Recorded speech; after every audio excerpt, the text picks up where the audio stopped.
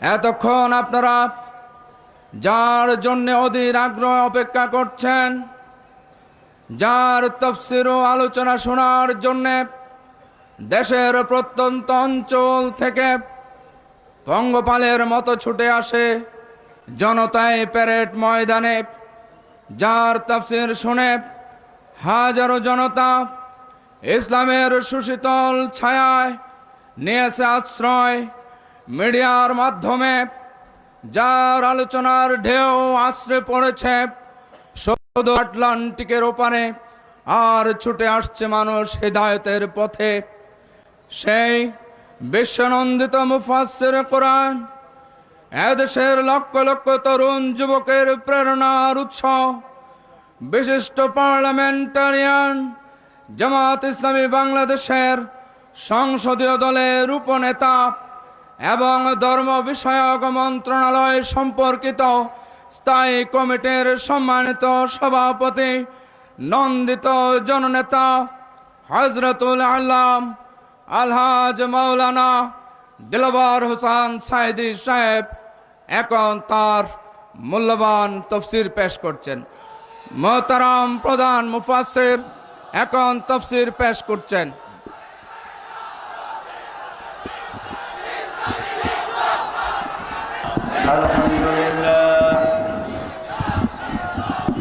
আলহামদুলিল্লাহ নাহমাদুহু ওয়া নাস্তাঈনুহু ওয়া নাস্তাগফিরুহু ওয়া নাউযু বিল্লাহি মিন শুরুরি আনফুসিনা ওয়া মিন সাইয়্যাতি আ'মালিনা। من يهد الله فلا مضل له ومن يضلل فلا هادي له ونشهد أن لا إله إلا الله وحده لا شريك له ونشهد أن سيدنا وحبيبنا ومولانا محمدا عبده ورسوله الذي أرسله بالحق بشيرا ونذيرا وداعيا إلى الله بإذنه وسراجا منيرا. فقد قال الله تعالى في كلامه المجيد وفرقانه الحميد: أعوذ بالله من الشيطان الرجيم. بسم الله الرحمن الرحيم. إن الله وملائكته يصلون على النبي يا أيها الذين آمنوا صلوا عليه وسلموا تسليما. اللهم صل على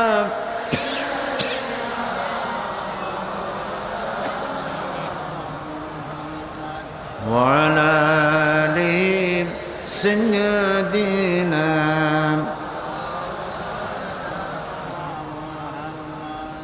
بلغ العلا بكماله كشف الدجى بجماله حسنت جميع خصاله صلوا عليه.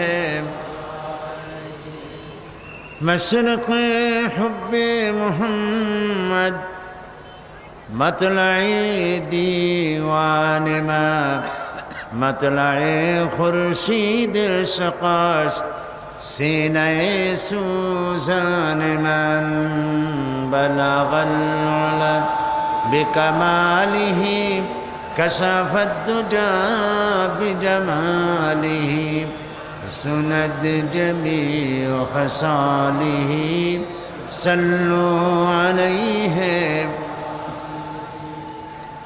सूरत यूसुफ बिदारी हिकमत लुक़मान मन क़ारिए कुरान बारी ऐ दिल शादमान मन बलगल उला बिकमालिही कशफत दुजा बिजमालिही हसनत जमीअ खसालिही सल्लु अलैहि।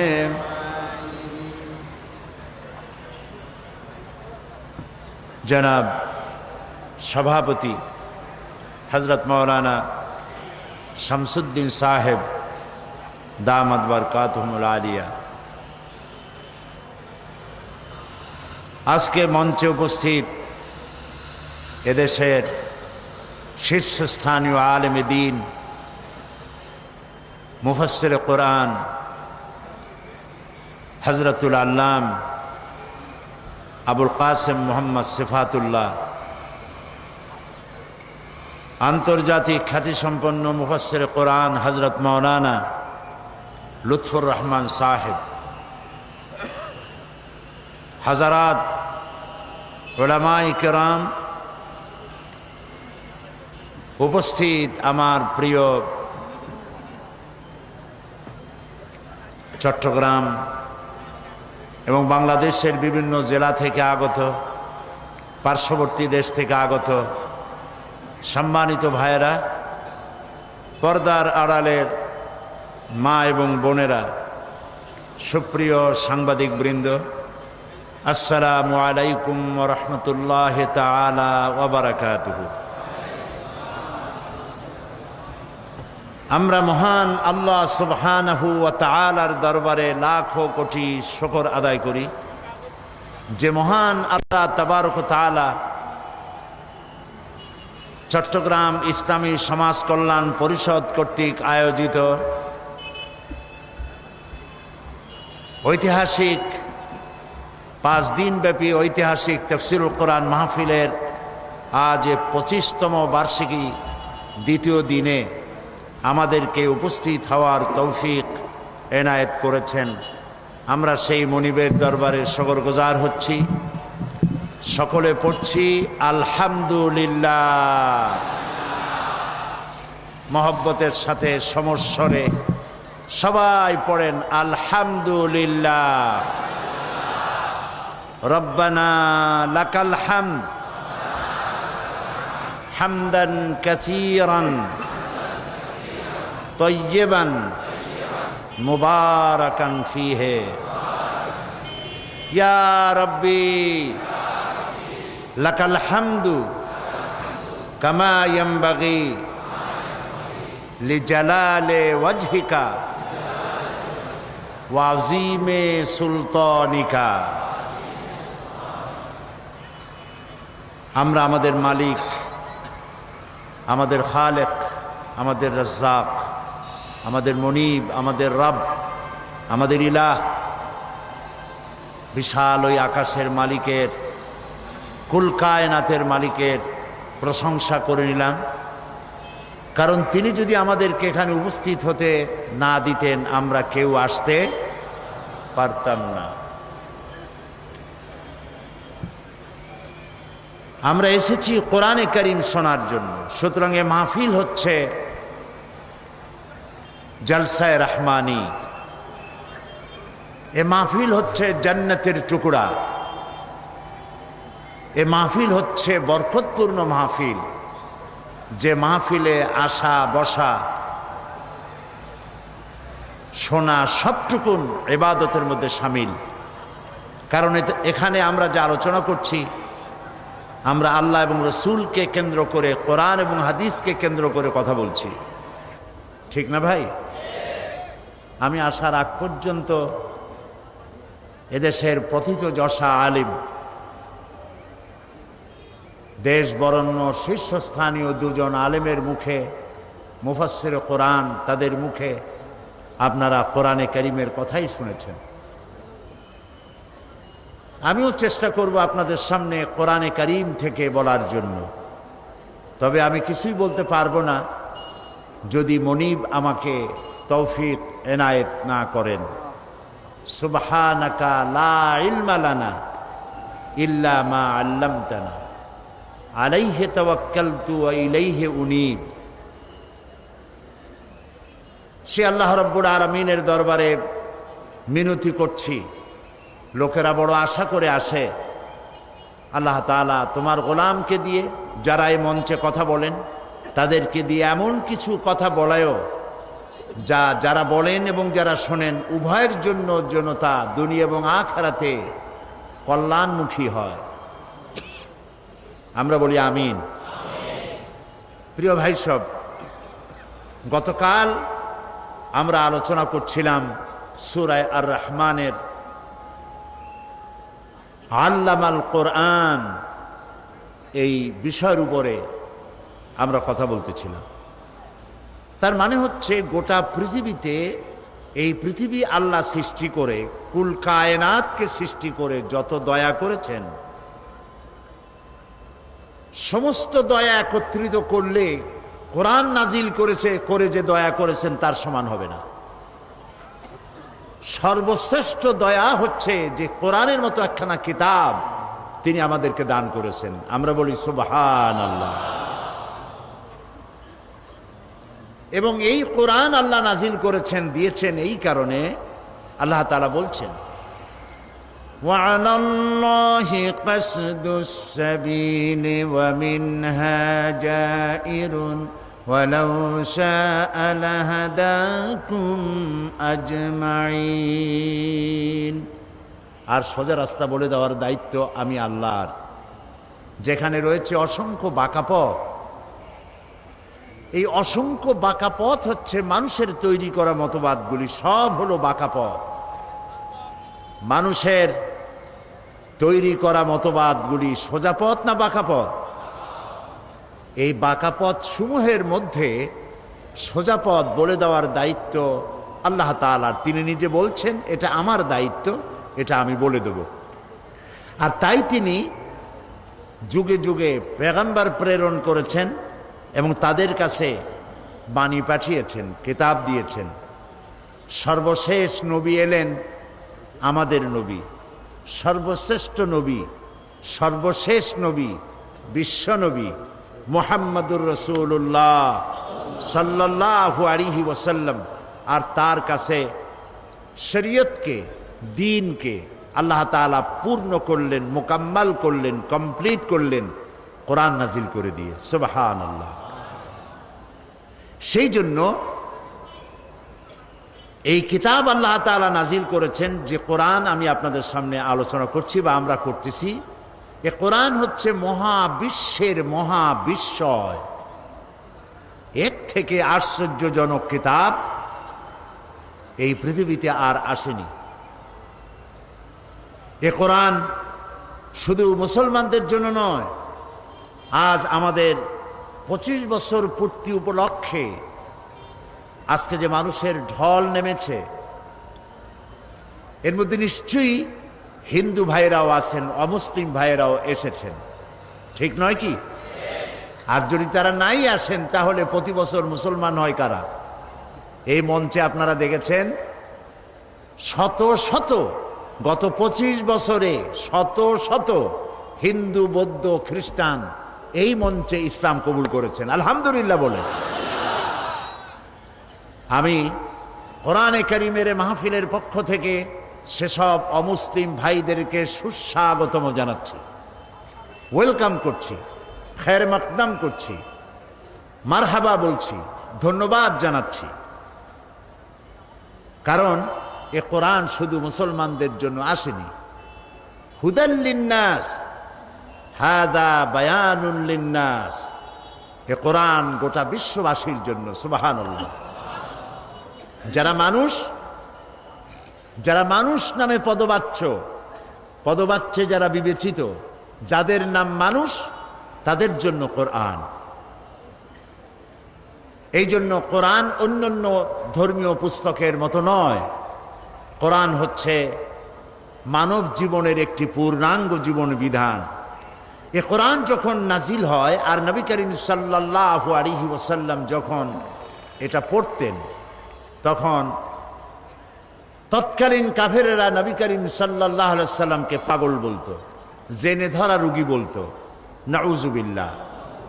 এখন নবীকে যদি পাগল বলা হয়, জেনে ধরা রুগী বলা হয়, তাহলে আঘাতটা লাগে কোথায়? আল্লাহর অস্তিত্বে আঘাত লাগে। আল্লাহর নবীকে যখন মুশরিকদের পক্ষ থেকে পাগল বলা হলো, জেনে ধরা রুগী বলা হলো, মাজনুন বলা হলো, আল্লাহর পক্ষ থেকে তার জবাব এলো, রব্বুল আলামিন তাদের কথার জবাবে শুনিয়ে দিলেন, ওয়ামা সাহিবুকুম বিমাজনুন, তোমাদের সাথী তিনি পাগল নন। তোমাদের সাথী অর্থাৎ যিনি তার কৈশোর যৌবন জীবনের একটি বিরাট অংশ তোমাদের সাথে কাটালেন, 40টি বছর পর্যন্ত, তাকে তোমরা তো পাগল বলনি, আজকে পাগল বলছো কেন? সুতরাং তিনি পাগল নন, তিনি কবিও নন, তিনি জেনে ধরা রুগীও নন। আর আমি তারে কবিতা শিখাই নাই, ওয়ামা আল্লামনাহু শি'রা ওয়ামা ইয়ামবাগী লাহু। নবীর জন্য কবিতা শোভনীয় নয়, নবীর জন্য কবিতা শোভনীয় না, আমি তাকে কবিতা শিখাই নাই। নবীর জন্য কবিতা শোভনীয় নয়, তার মানে হচ্ছে কবিতা হচ্ছে যারা কবি তারা কথার ফুলঝুরি ছোটান, তেপান্তরের মধ্য দিয়ে লাগামহীন ঘোড়া ছুটিয়ে দেন, নিরুদ্দেশ্যের উদ্দেশ্যে যাত্রা করেন, কথার আগামাথা থাকে না।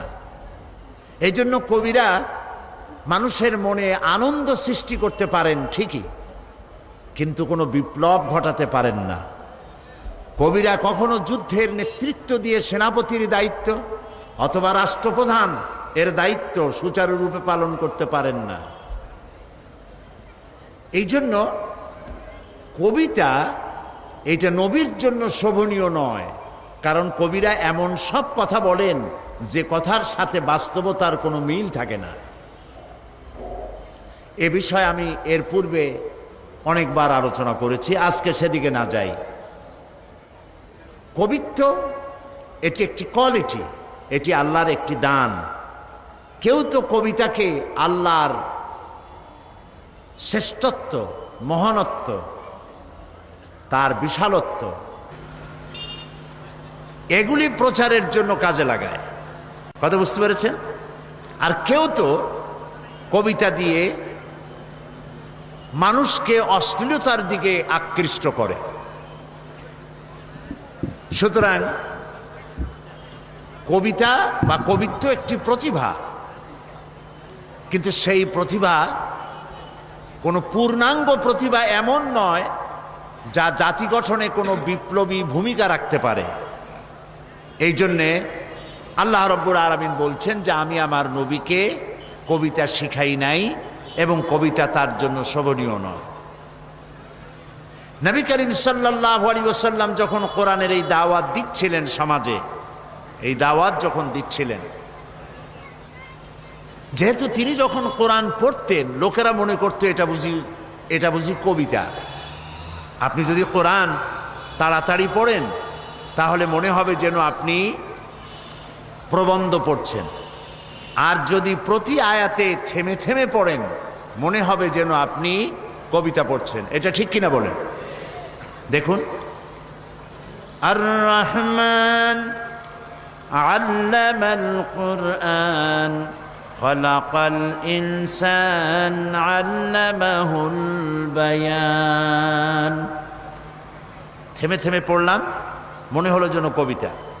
আবার যদি একসঙ্গে পড়ে যান, আর রহমানু আল্লামাল কুরআন খলাকাল ইনসান আল্লামাহুল বায়ান, এভাবে যদি আপনি না থেমে যদি পড়ে যান মনে হবে প্রবন্ধ।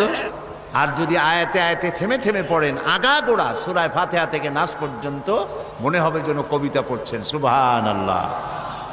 এবং এই জন্য কোরআন মানুষের মুখস্থ থাকে বেশি। কোরআন মানুষ মুখস্থ করতে পারে একটি কাব্যিক ছন্দ, একটি কবিতার ছন্দের মতো। এর ভাষা, এর লালিত্য, এর মাধুর্য, এর বাচনভঙ্গি, এর রচনা শৈলী একটা ভিন্ন প্রকৃতি। সে ব্যাপারে আমি কথা বলবো ইনশাআল্লাহ।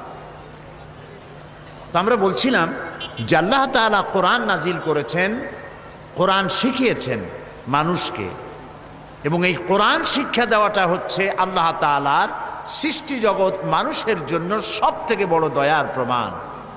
আর এই কোরআন যখন নবী করিম সাল্লাল্লাহু আলাইহি সাল্লাম তেলাওয়াত করতেন, ওরা মনে করত কবিতা পড়তেছে, জেনে ধরেছে। হযরত ওমর রাদিয়াল্লাহু তাআলা আনহুর সময়ে, তিনি যখন জাহিল ছিলেন সে সময়ের এক ঘটনা।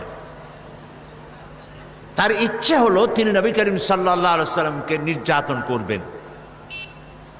তাকে খুঁজতে লাগলেন, খুঁজতে খুঁজতে তাকে পেয়ে গেলেন। তিনি মসজিদে হারামের মধ্যে নামাজ পড়ছেন, নামাজে দণ্ডায়মান, তিনি তেলাওয়াত করছেন। এখন হযরত ওমর ভাবলেন যে এখন তো নামাজ পড়তেছে, এখন কিছু করব না, নামাজটা শেষ হোক, তারপরে যেভাবে হয় আচ্ছা তরে মারধর করব, নির্যাতন করব।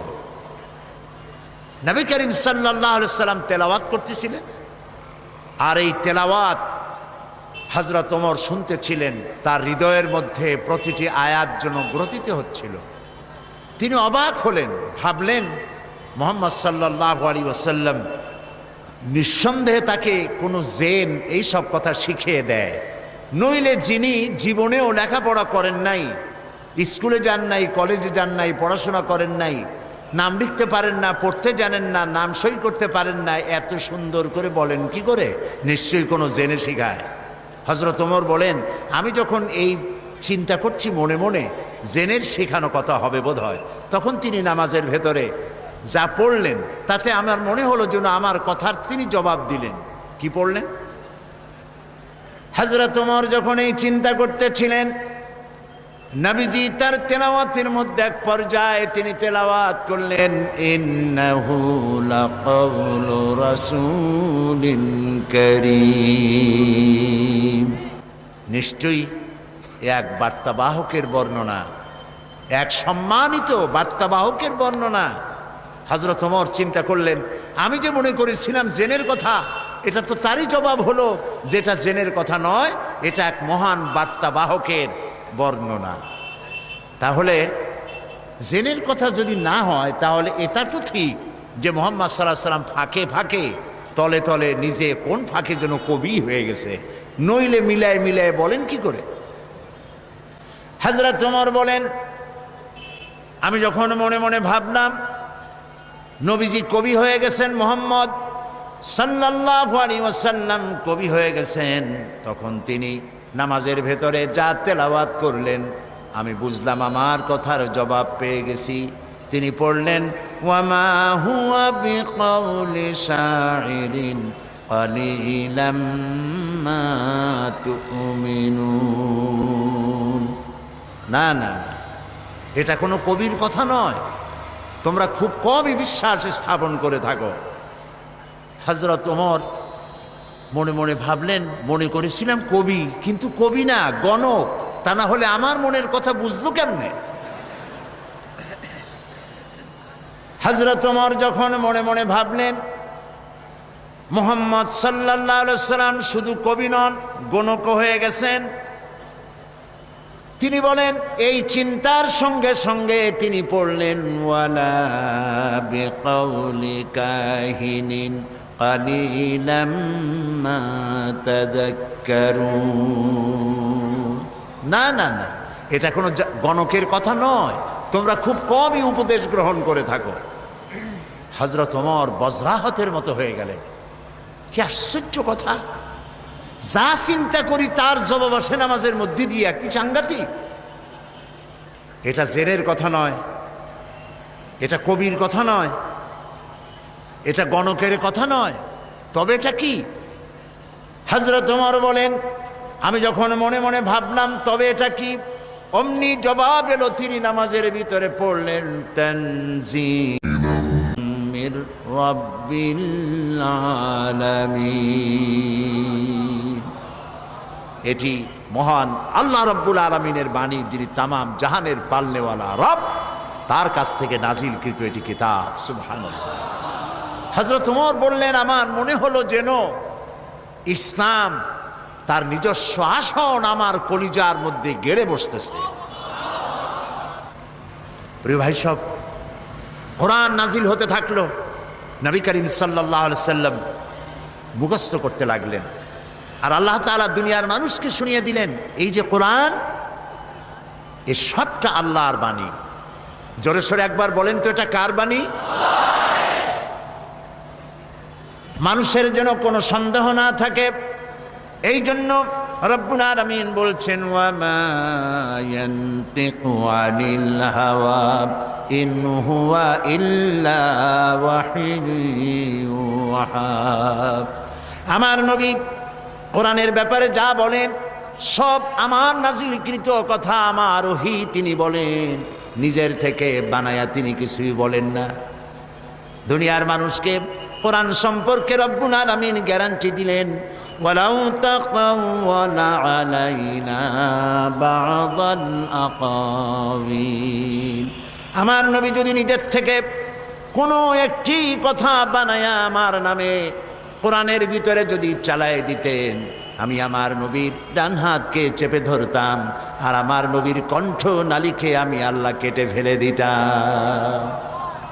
একটি কথাও তিনি নিজের থেকে এর মধ্যে ঢুকান নাই।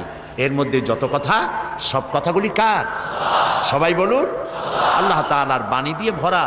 আল্লাহ তাআলা বলছেন, এর উপর থেকে, এর নিচের থেকে, এর ডান দিক থেকে, এর বাম দিক থেকে শয়তানের, বাতিলের প্রবেশের কোনো অধিকার নাই। এটিকে হেফাজত করেছেন স্বয়ং আল্লাহ রাব্বুল আলামিন। কে হেফাজত করেছেন? আল্লাহ তাআলা নিজেই। এই জন্য কোরআন আল্লাহ নাজিল করেছেন, এই নাজিল করার জন্য একজন বিশ্বস্ত ফেরেশতাকে ব্যবহার করেছেন। সব ফেরেশতাই আল্লাহর কাছে বিশ্বস্ত, যেহেতু ফেরেশতাদের এই মাজাল নাই, তাদের এই ক্ষমতাই নাই যে আল্লাহর হুকুমের বাইরে কোনো কাজ তারা করতে পারে। তাদের দায়িত্বই হচ্ছে আল্লাহর হুকুম মেনে নিজেদেরকে পরিচালিত করা, এর বাইরে কিচ্ছু করার কোনো গুঞ্জাইশ তাদের নাই।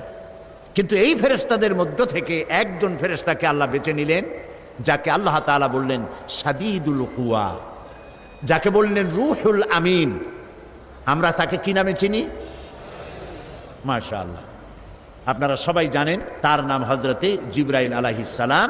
তিনি হলেন আল্লাহ তাআলার জেনুইন, অথেন্টিক, স্পেশাল মেসেঞ্জার।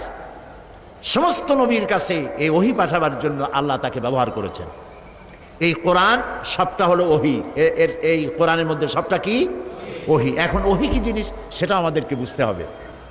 ওহী শব্দের অর্থ হলো ইশারা করা, কোনো জিনিসের ভাব উদ্রেক করে দেওয়া, মনের মধ্যে কোনো ভাবের উদ্রেক করে দেওয়া, ইশারা করে দেওয়া। এখন এই ওহী কয়েক প্রকার হয়ে থাকে। এই ওহীর কথা কোরআন শরীফে বলা হয়েছে, মৌমাছির কাছেও আল্লাহ ওহী করেছেন, আবার মুসা আলাইহিস সালামের মায়ের কাছেও ওহী করেছেন। তো মৌমাছির কাছে যে ওহী আল্লাহ করেছেন, সেখানে কি জিবরাইল এসেছিল? মুসা আলাইহিস সালামের মায়ের কাছে যখন ওহী করেছিলেন, তখন কি জিবরাইল এসেছিলেন? ওই ওহী কি ধরনের? আর নবীদের কাছে যখন ওহী হয়, সেই ওহী বা কি ধরনের? আসুন কোরআন থেকেই জানি। মৌমাছি সম্পর্কে আল্লাহ তাআলা বলেন, وَأَوْحَى رَبُّكَ إِلَى النَّحْلِ أَنِ اتَّخِذِي مِنَ الْجِبَالِ بُيُوتًا। তোমার রব মধুমক্ষিকাকে ওহী করলেন যে পাহাড়ে, বিল্ডিংয়ে, গাছে বাসা বানাও, ঘর বানাও, মৌচাক বানাও। এই যে ওহী করলেন, এখানে জিবরাইল আসে নাই। বিষয়টা হলো মৌমাছির মনের মধ্যে, মৌমাছির মন আছে কিনা? মন আছে কিনা? প্রত্যেক প্রাণীরই মন আছে। ওর মনের মধ্যে, ওর চিন্তার মধ্যে ভাবের উদ্রেক করে দিয়েছেন আল্লাহ তাআলা। সেই ভাবের উদ্রেকেই সে গাছে মৌচাক বেঁধেছে, বিল্ডিংয়ের কার্নিশে বেঁধেছে, আবার পাহাড়েও এই মৌচাক বেঁধেছে। এটা হলো এইরকম, এই ওহির অর্থ হচ্ছে ইশারা করে দেওয়া, ভাবের উদ্রেক করে দেওয়া। আবার মুসা আলাইহিস সালামের মা সম্পর্কে আল্লাহ তাআলা বলছেন, ইয আওহাইনা ইলা উম্মিকা মা ইউহা। মুসা আলাইহিস সালামকে বলছেন, স্মরণ করো সেই সময়ের কথা যখন তোমার মাকে ওহী করা হয়েছিল। সেটা হলো ফেরাউন বলেছিল যে আমার এই দেশে যত নারীরা গর্ভবতী হবে পাহারা লাগাও, এদের মধ্যে যে সমস্ত কন্যা সন্তান প্রসব করবে তাদেরকে বাঁচিয়ে রাখো, আর যত পুত্র সন্তান হবে সবগুলিকে মেরে ফেলো, যাতে মুসা আলাইহিস সালাম আসতে না পারে। কিন্তু এইখানে কার কথা উঁচায় থাকলো, ফেরাউনের কথা না আল্লাহর কথা? কালেমাতুল্লাহি হিয়াল আউলিয়া। এখন আল্লাহ তো মুসা পাঠাবেন, ফেরাউন মুসা আসতে দেবে না, ইচ্ছা পূরণ হবে কার? এই 4-5 জনে কইলে হয় নাকি? জোরে জোরে কন না, কার? আল্লাহ তাআলার ইচ্ছা পূরণ হবে। মুসা আলাইহিস সালামের মায়ের পেটে মুসা আলাইহিস সালাম এলেন, আল্লাহ তাআলা বলছেন আমি তাকে ওহী করলাম। তার মানে হলো যখন মুসাকে তিনি প্রসব করবেন, মুসা আলাইহিস সালামকে, তখন মুসা আলাইহিস সালামের মায়ের মনের মধ্যে ভাবের উদ্রেক করে দিলেন আল্লাহ তাআলা এভাবে, সন্তান প্রসব করেই তাকে একটি বাক্সের ভিতরে আটকাইয়া নদীর ভিতরে ছেড়ে দাও। এখানে জিবরাইল আলাইহিস সালাম আসেনি। সুতরাং এই সব ব্যাপারে যত ওহির কথা হয় বুঝতে হবে ভাবের উদ্রেক করে দেওয়া, ইশারা করা। কিন্তু এই ওহি যখন কোনো নবীর প্রতি ওহি করা হয়, বলা হয়, তখন বুঝতে হবে সেখানে এসেছিলেন কে? জিবরাইল আলাইহিস সালাম। এই কথাটি আল্লাহ তাআলা কোরআনে কারীমের মধ্যে বলছেন, ইন্না আওহাইনা ইলাইকা কামা আওহাইনা ইলা নূহিন ওয়ান নাবিয়্যিনা মিন বা'দি। নিশ্চয়ই আমি আপনার প্রতি ওহী নাজিল করেছি, এবং এই ওহী শুধু আপনাকে দিয়ে শুরু করি নাই, এই ওহী নাজিল করেছি আপনার প্রতি যেমন করে নাজিল করেছিলাম নূহ আলাইহিস সালামের প্রতি এবং তার পরবর্তী সমস্ত নবীদের উপরে। ওয়া আওহাইনা ইলা ইব্রাহিমা ওয়া ইসমাঈলা ওয়া ইসহাকা ওয়া ইয়াকুবা ওয়াল আসবাত। এবং এইভাবে করে ইব্রাহিম, ইসমাঈল, ইসহাক, ইয়াকুব আলাইহিমুস সালাম এবং তার আওলাদদের প্রতি যত নবী হয়েছে প্রত্যেক নবীর কাছে আমি ওহী পাঠাইছি জিবরাইলের মাধ্যমে। আচ্ছা, জিবরাইলকে না দিয়া আল্লাহ তাআলা নিজে বললে অসুবিধা কি হইতো? প্রশ্ন উঠতে পারে। সে প্রশ্নের জবাব আল্লাহ দিচ্ছেন, ওয়ামা কানা লিবাশারিন আন ইউকাল্লিমাহুল্লাহু ইল্লা ওয়াহইয়ান আও মিন ওয়ারাই হিজাবিন আও ইউরসিলা রাসূলান ফায়ুহিয়া বিইذনিহি মা ইয়াশা। আল্লাহ তাআলা বলেন, এটা কখনোই সম্ভব নয় যে আল্লাহ রাব্বুল আলামিন কোনো মানুষের মুখোমুখি হয়ে, কোনো মানুষের সামনাসামনি হয়ে তিনি কথা বলবেন। এটা আদৌ সম্ভব নয়। আল্লাহ তাআলা কোনো মানুষের সামনাসামনি কথা বলবেন, এটা আদৌ সম্ভব নয়। কারণ আল্লাহ তাআলা বলেছেন, লা তুদরিকুহুল আবসার, কোনো দৃষ্টিশক্তি আমাকে তার দৃষ্টির সীমার ভেতরে পরিব্যাপ্ত করতে পারবে না। সুবহানাল্লাহ কইতে ইচ্ছা করে না? মুসা আলাইহিস সালাম বলেছিলেন, রব্বি আরিনি, আয় আল্লাহ আমি তোমারে দেখতে চাই।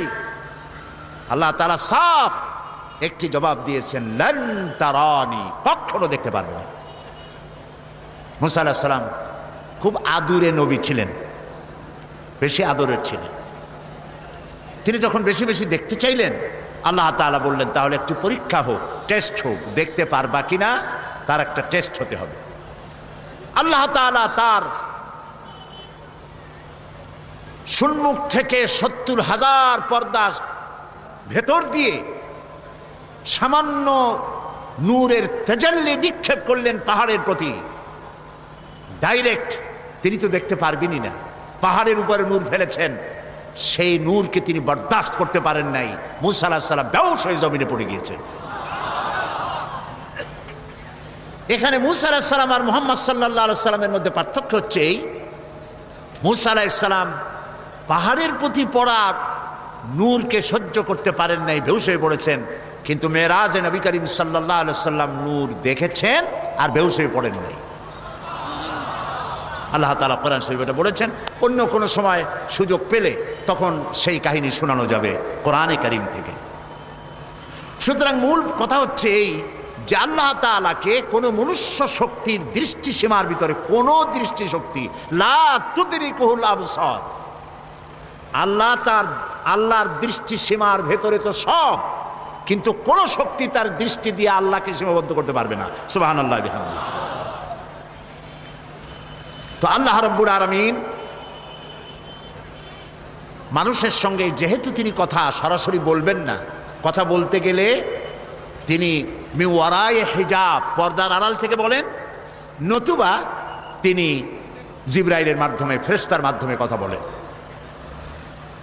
কোরআনে কারীম আল্লাহ তাআলা নাজিল করলেন জিবরাইলের মাধ্যমে। এর সূরা নাস থেকে শুরু করে, সূরা ফাতিহা থেকে, বিসমিল্লাহ থেকে শুরু করে সূরা নাস পর্যন্ত সম্পূর্ণ কোরআন বহন করে নিয়ে এসেছেন কে বলুন তো?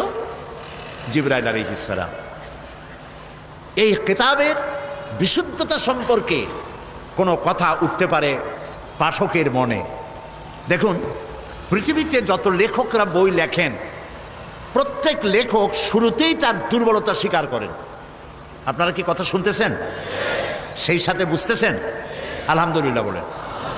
প্রত্যেক অথার, রাইটার, মুসান্নিফ, লেখক বই লিখতে গিয়ে শুরুতেই বলেন, এই লেখার মধ্যে আমার ভুল ত্রুটি হতে পারে, তথ্য এবং তত্ত্বগত, অথবা প্রিন্টিং মিস্টেক হতে পারে।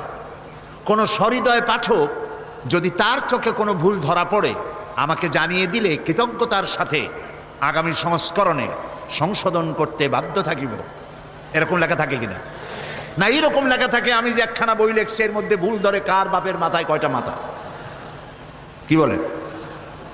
পৃথিবীতে একখানা কিতাব যার মধ্যে কোনো দুর্বলতা নাই। শুরুই হয়েছে বইয়ের, কিতাবের নির্ভুলতা গ্যারান্টি দিয়ে। পৃথিবীর সব বই শুরু হয় অথারের দুর্বলতা, লেখকের দুর্বলতা, অক্ষমতার মধ্য দিয়ে। একখানি কিতাব পৃথিবীতে আছে যার শুরু হয়েছে গ্রন্থকার, রচয়িতা যিনি, তার প্রশংসার মধ্য দিয়ে এবং বিশুদ্ধতার গ্যারান্টি দিয়ে। সুবহানাল্লাহ বলেন।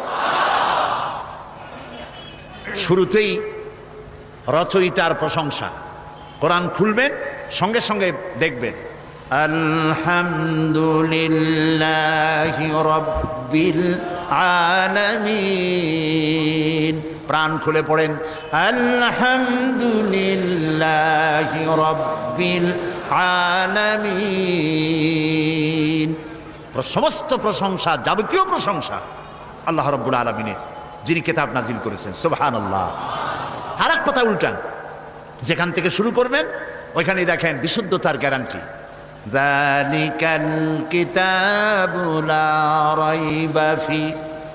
এটা হচ্ছে সেই কিতাব যে কিতাবের ভিতরে সন্দেহের কোনো অবকাশ নাই, বিন্দুমাত্র সন্দেহ নাই। লা রাইবা ফি, এর মধ্যে কোনো সন্দেহ নাই, ভুল নাই, ত্রুটি নাই, বিচ্যুতি নাই। চ্যালেঞ্জ।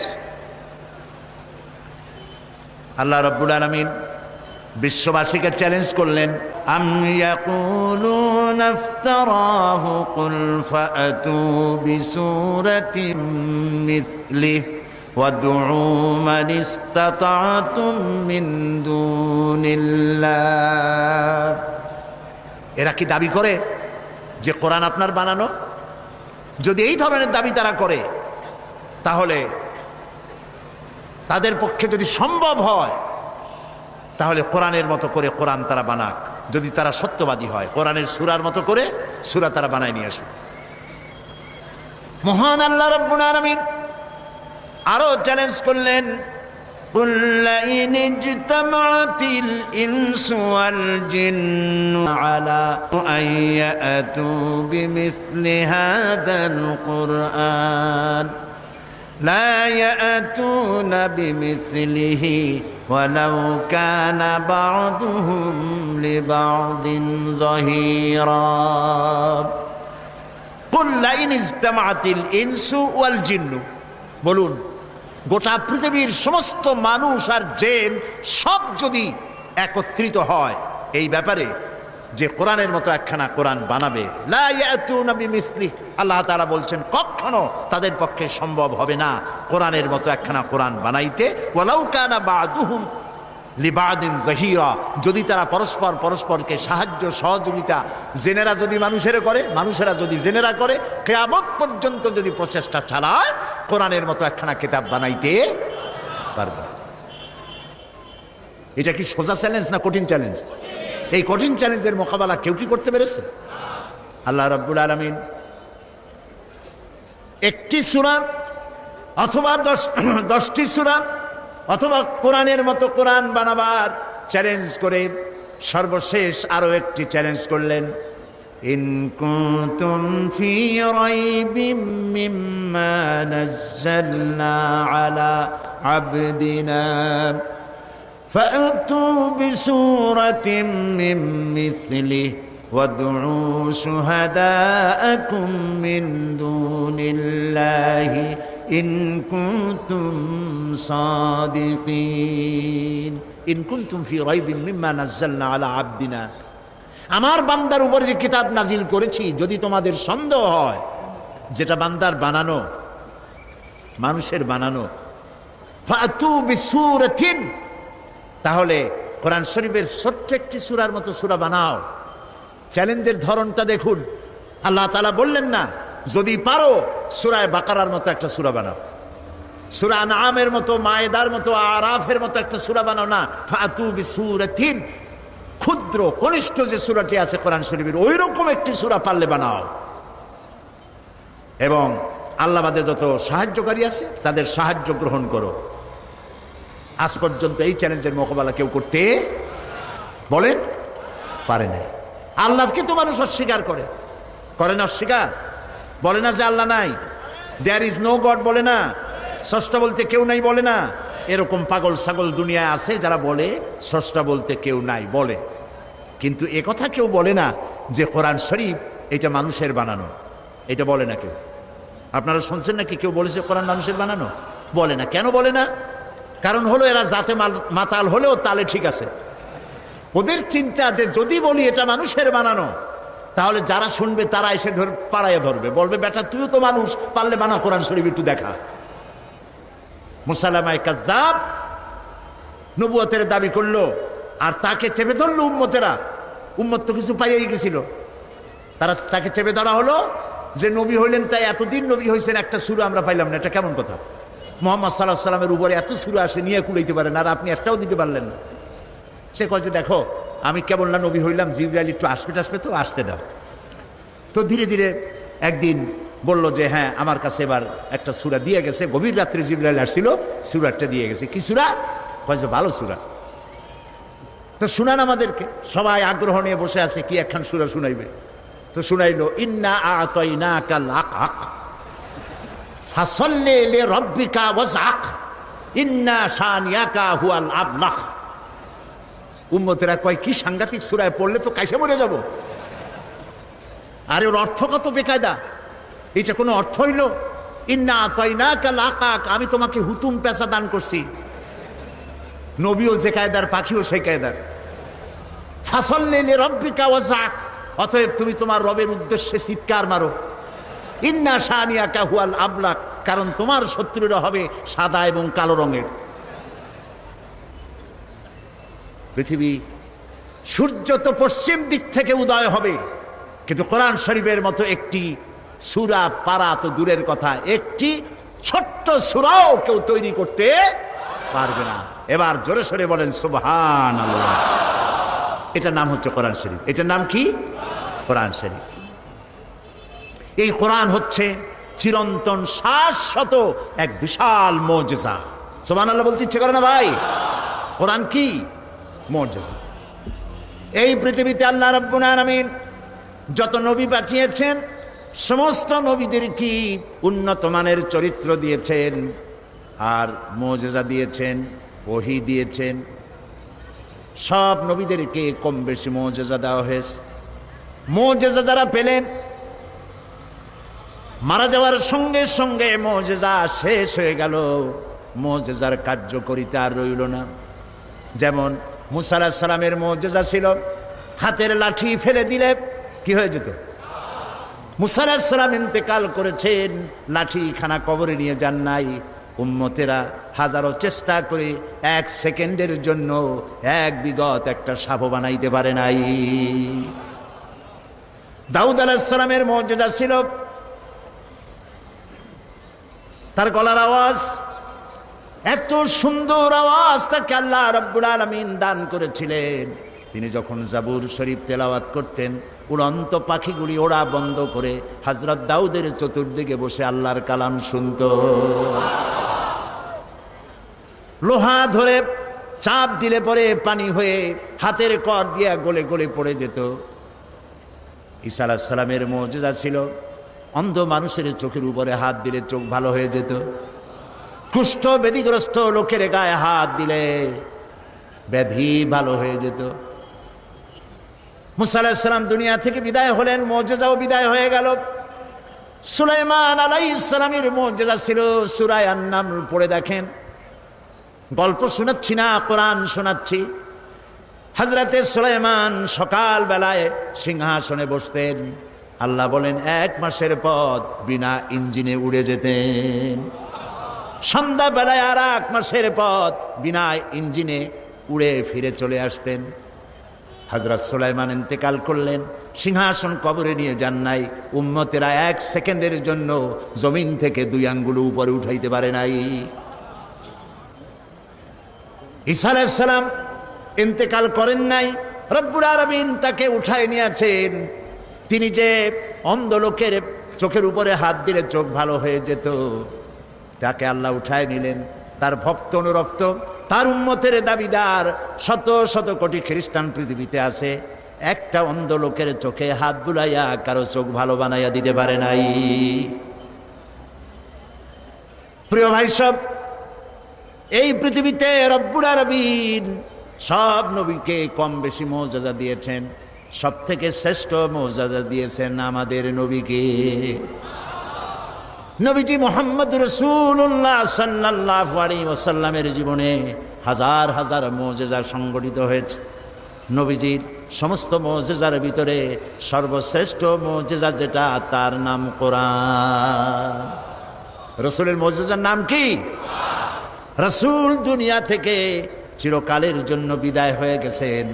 মুজিজা কবরে নিয়ে যান নাই, মুজিজা রেখে গেছেন।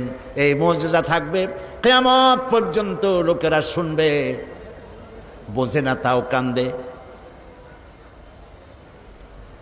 রমজান মুবারকের মাসে তারাবির নামাজের ভিতরে লোডশেডিং হয়, বিদ্যুৎ চলে গেছে, পাখা ঘোরে না, গরমের মধ্যে ঘরমাক্ত হয়।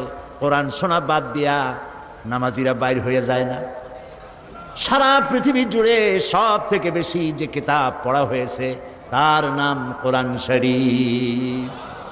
আজও কোরআন শুনে কাফের বেঈমান ইহুদি খ্রিস্টান মুসলমান হয়ে যায়, পড়ে লা ইলাহা ইল্লাল্লাহু মুহাম্মাদুর রাসূলুল্লাহ। শ্রেষ্ঠ মুজিজা, সুবহানাল্লাহ বলে। সারা বিশ্বের চিরবিস্ময় এই কোরআনকে আল্লাহ রাব্বুল আলামিন নাজিল করে হেফাজতের ব্যবস্থা করেছেন। আল্লাহ রাব্বুল আলামিন বলেন, ইন্না নাহনু নাযালনা যিকরা ওয়া ইন্না লাহু লাহাফিজুন। কোরআন নাজিল করেছি আমি আল্লাহ, আর এর সংরক্ষণের সবটুকুন দায়িত্ব আমি গ্রহণ করেছি। কোরআন হেফাজতের দায়িত্ব কার? আল্লাহ হেফাজত করছে। মানুষের সিনার ভিতরে এটাকে বদ্ধমূল করে দিয়েছেন। আল্লাহু আকবার। ছোট্ট ছোট্ট বাচ্চারা মুখস্থ করে, এতটুকু এতটুকু বাচ্চা 7 বছর 8 বছর বয়স কোরআন শরীফ মুখস্থ করে ফেলাইছে। এটা যদি আল্লাহর না হতো তাহলে কি সম্ভব ছিল ভাই? সম্ভব ছিল না। প্রতি রমজান মাসে, বুখারীর হাদিস, প্রতি রমজান মাসে জিবরাইল আলাইহিস সালাম নবী করিম সাল্লাল্লাহু আলাইহি ওয়াসাল্লামের কাছে আসতেন আর বলতেন, এ পর্যন্ত যতটুকু নাজিল হয়েছে আমাকে পড়ে শোনান। নবী করিম সাল্লাল্লাহু আলাইহি ওয়াসাল্লাম তেলাওয়াত করে শোনাইতেন আর জিবরাইল আলাইহিস সালাম শুনতেন। এরপরে হযরত জিবরাইল বলতেন, ইয়া রাসূলুল্লাহ, এবার আমি পড়ি, আপনি শোনেন। এটা এই জন্য করতেন যাতে করে আল্লাহর কালাম মুখস্থ করার ব্যাপারে কোনো ভুল ত্রুটি হয়ে না যায়। দেখেন না, রমজান মাস আসার আগে হাফেজ সাহেবরা একজন আর একজনের শুনাইতে থাকে যাতে ইয়াদে কোনো রকম সর্বনাশ না হয়, 3 পারা দিয়া 7 পারায় না ঢোকে, 9 পারা দিয়া 13 পারায় না যায়। এই জন্য হাফেজ 2 জন রাখা লাগে মসজিদে, যেহেতু পিছনে তো আপনারা বুঝবেন না যে কোন জায়গাতে কোন সর্বনাশ হয়ে গেল, ঠিক কিনা বলেন?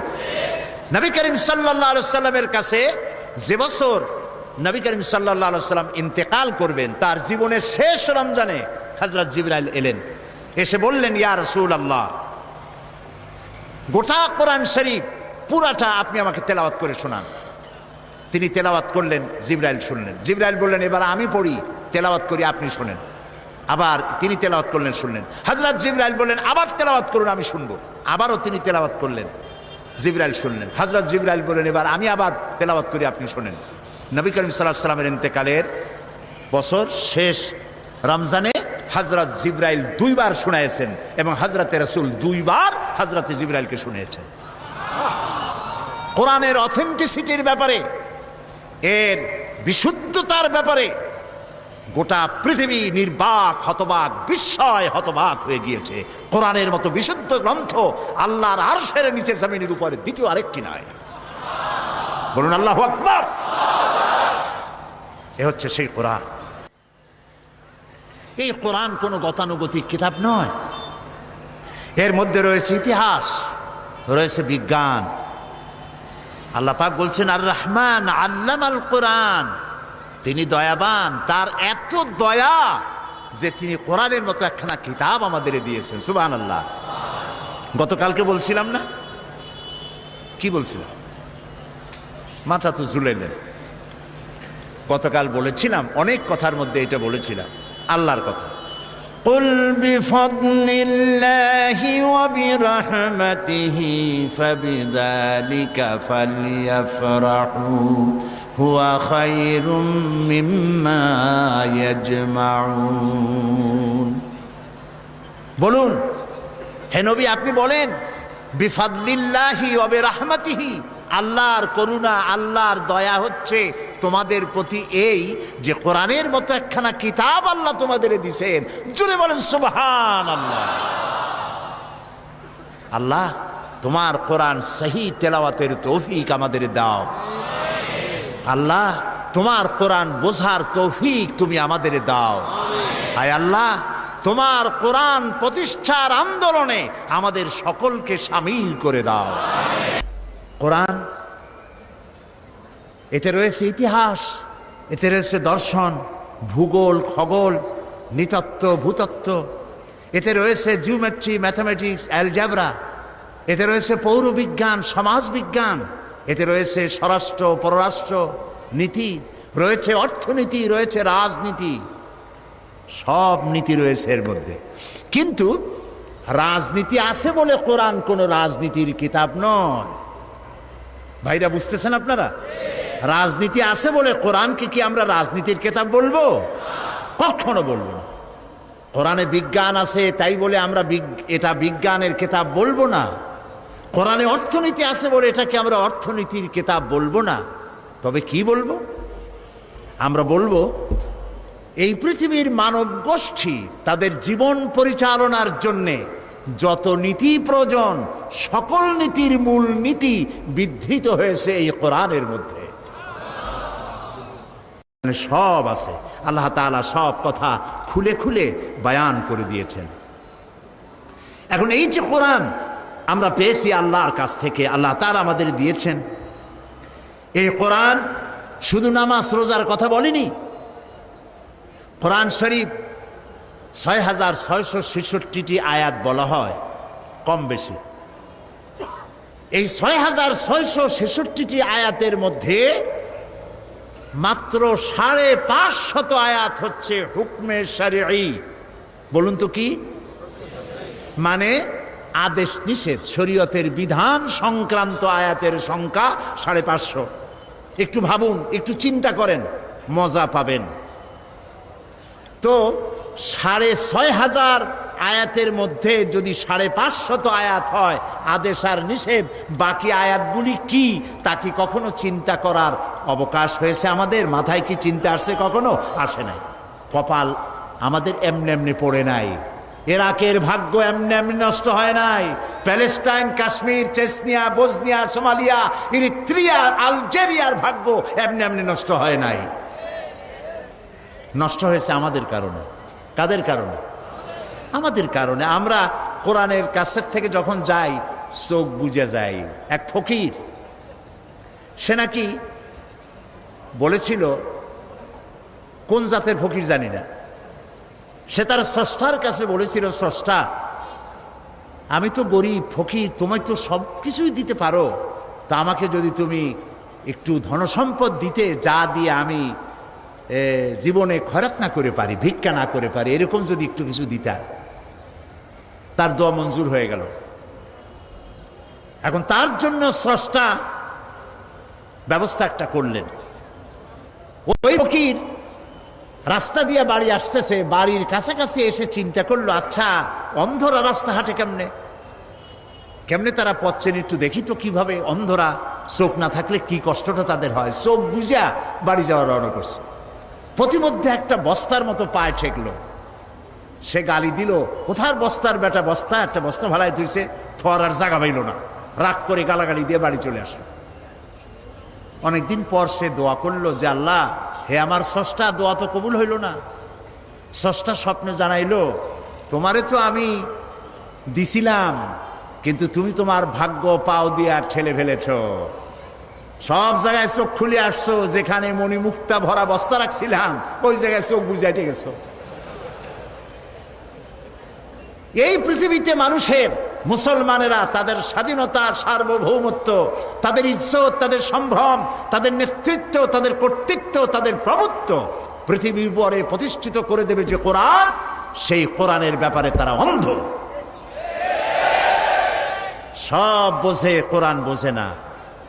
বিমল মিত্রের কড়ি দিয়া কিনলাম বই, এত বড় বই, আগাগোড়া পড়তে মাথায় যন্ত্রণা হয় না। শরৎচন্দ্র, বঙ্কিম, রবীন্দ্রনাথের রচনাবলী এত বড় বড়, সব পড়ে, মাথায় যন্ত্রণা হয় না। কিন্তু কোরআনে কারিমের অনুবাদ সহ পড়তে গেলে মাথায় যন্ত্রণা, পেটে গ্যাস্ট্রিক, চোখের মধ্যে জ্বালা করে, কানের মধ্যে সনসন করে, তাই তকদিরও ঠন ঠন করে। এই তকদিরকে যদি আমরা তকদির খুলতে চাই, ভাগ্য বদলাতে চাই, এই কোরআনের বিকল্প আকাশের নিচে জমিনের উপরে কিচ্ছু নাই। প্রিয় ভাই সব, এই কোরআন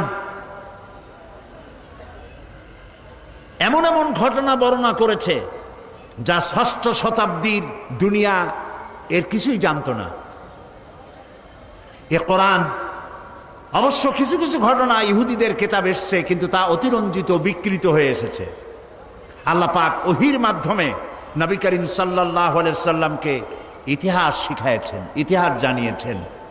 আদম আলাইহিস সালাম, নূহ আলাইহিস সালাম, ইব্রাহিম আলাইহিস সালাম, ফিরাউন, নমরুদ ইত্যাদির ইতিহাস, রাসূলকে সঠিক ইতিহাস কে শিখাইছে বলেন?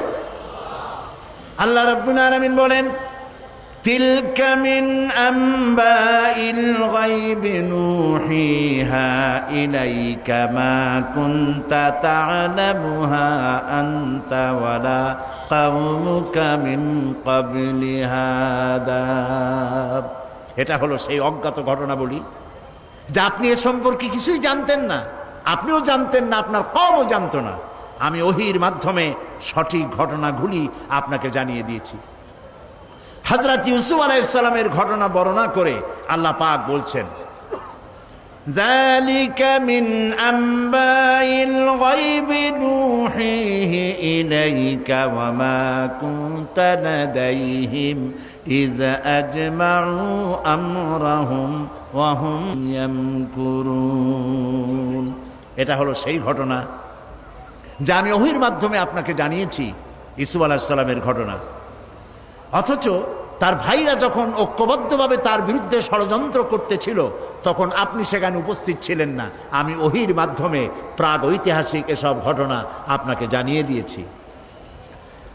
আল্লাহ রাব্বুল আলামিন হযরত মূসা আলাইহিস সালামের ঘটনা রাসূলকে কোরআনের মাধ্যমে শোনাচ্ছেন আর বলছেন, وما كنت بجانب الغربي إذ قضينا إلى موسى الأمر وما كنت من الشاهدين।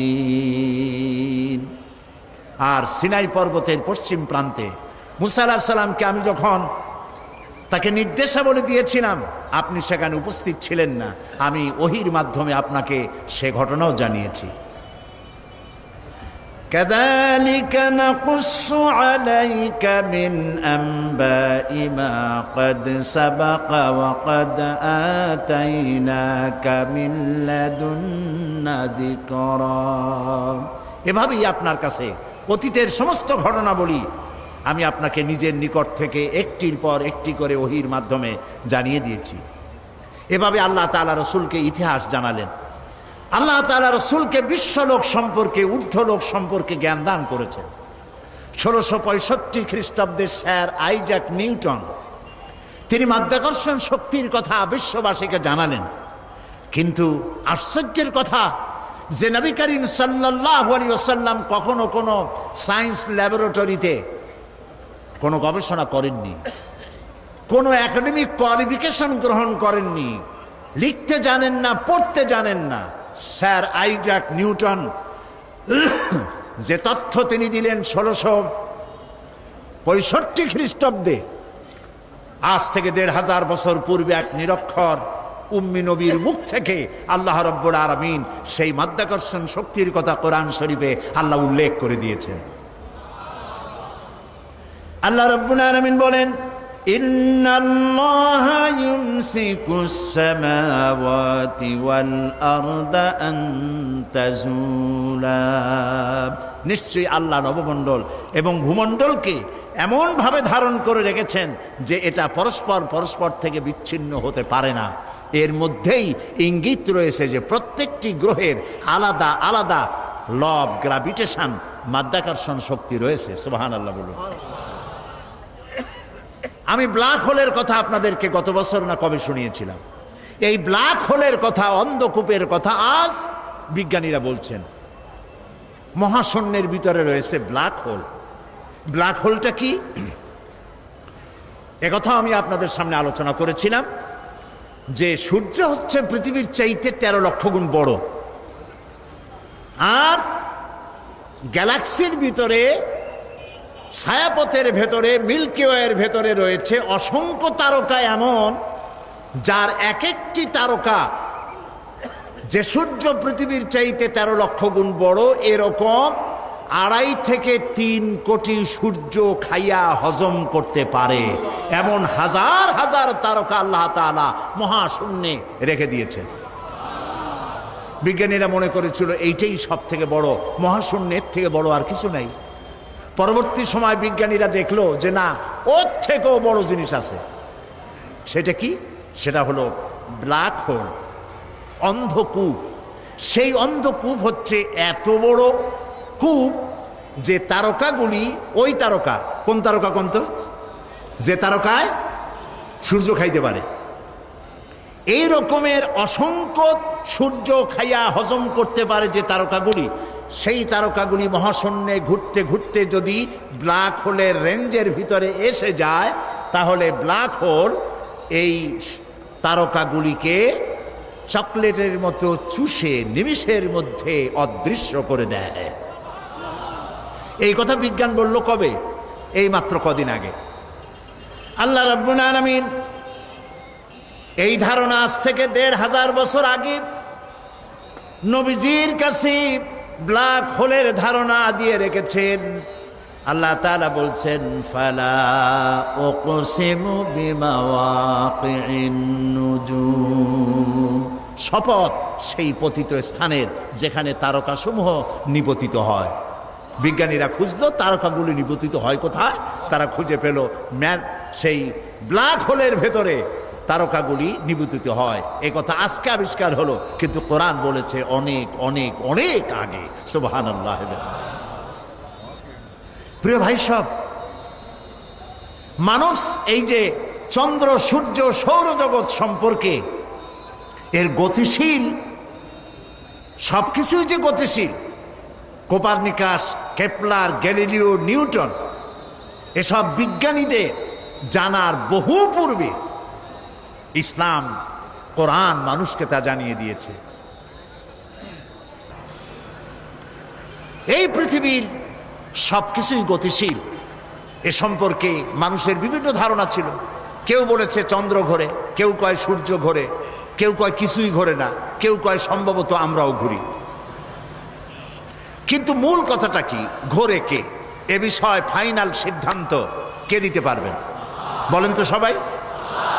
আল্লাহ রাব্বুল আলামিন দুনিয়াবাসীকে আজ থেকে ১৫০০ বছর আগে সব কিছুই যে গতিশীল সে সম্পর্কে আল্লাহ পাক জানায় দিলেন, লাশ-শামসু ইয়ানবাগি লাহা আন তুদরিকাল কমারা ওয়ালাল লাইলু সাবিকুন নাহার ওয়া কুল্লুন ফি ফালাকি ইয়াসবাহুন।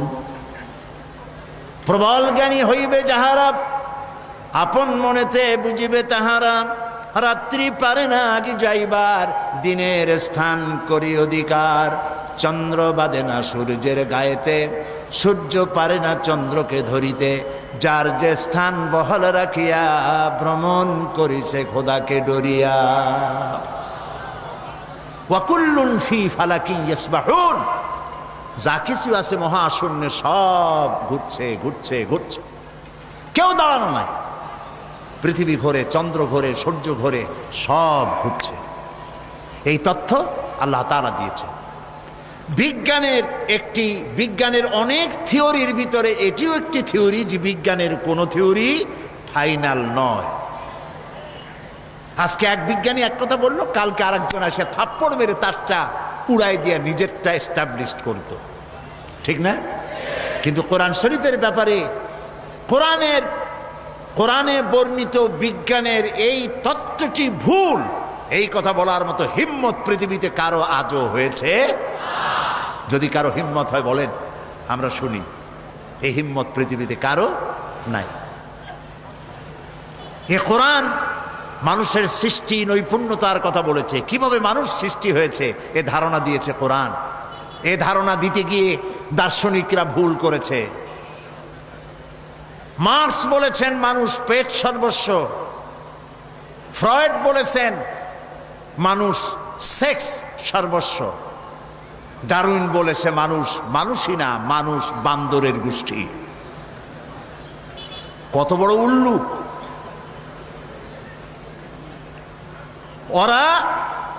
ওদের মাতামহ বান্দর, ওদের পিতামহ ভাল্লুক, এগুলি বলে তারা তৃপ্তি পেতে পারে, কিন্তু মুসলমানদের এতে কোনো তৃপ্তি নাই। মুসলমানের তৃপ্তি কোথায় এবং মানুষের উৎপত্তি কোথায়, অরিজিন কোথায়, তা বলতে পারবেন কে?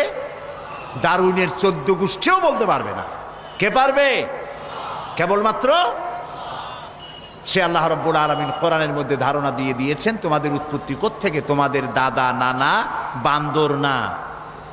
কেউ যদি বলে আমার নানা বান্দর, আমার দাদা উল্লুক, এই সব কথা বলার মধ্যে কোনো কৃতিত্ব আছে? কোনো মজা আছে? কোনো মর্যাদা আছে? আল্লাহ তাআলা শিখিয়ে দিয়েছে আমরা আদম থেকে, আমরা বান্দর থেকে না, আমরা আদম থেকে, আর আদম মাটি থেকে। সুবহানাল্লাহ বলেন, সুবহানাল্লাহ। প্রিয় ভাই সব, কোরআন এসব কথায় বৈজ্ঞানিক তত্ত্বগুলি আল্লাহ তাআলা কোরআনের মধ্যে স্পষ্ট করে মানব গোষ্ঠীকে জানিয়ে দিয়েছে।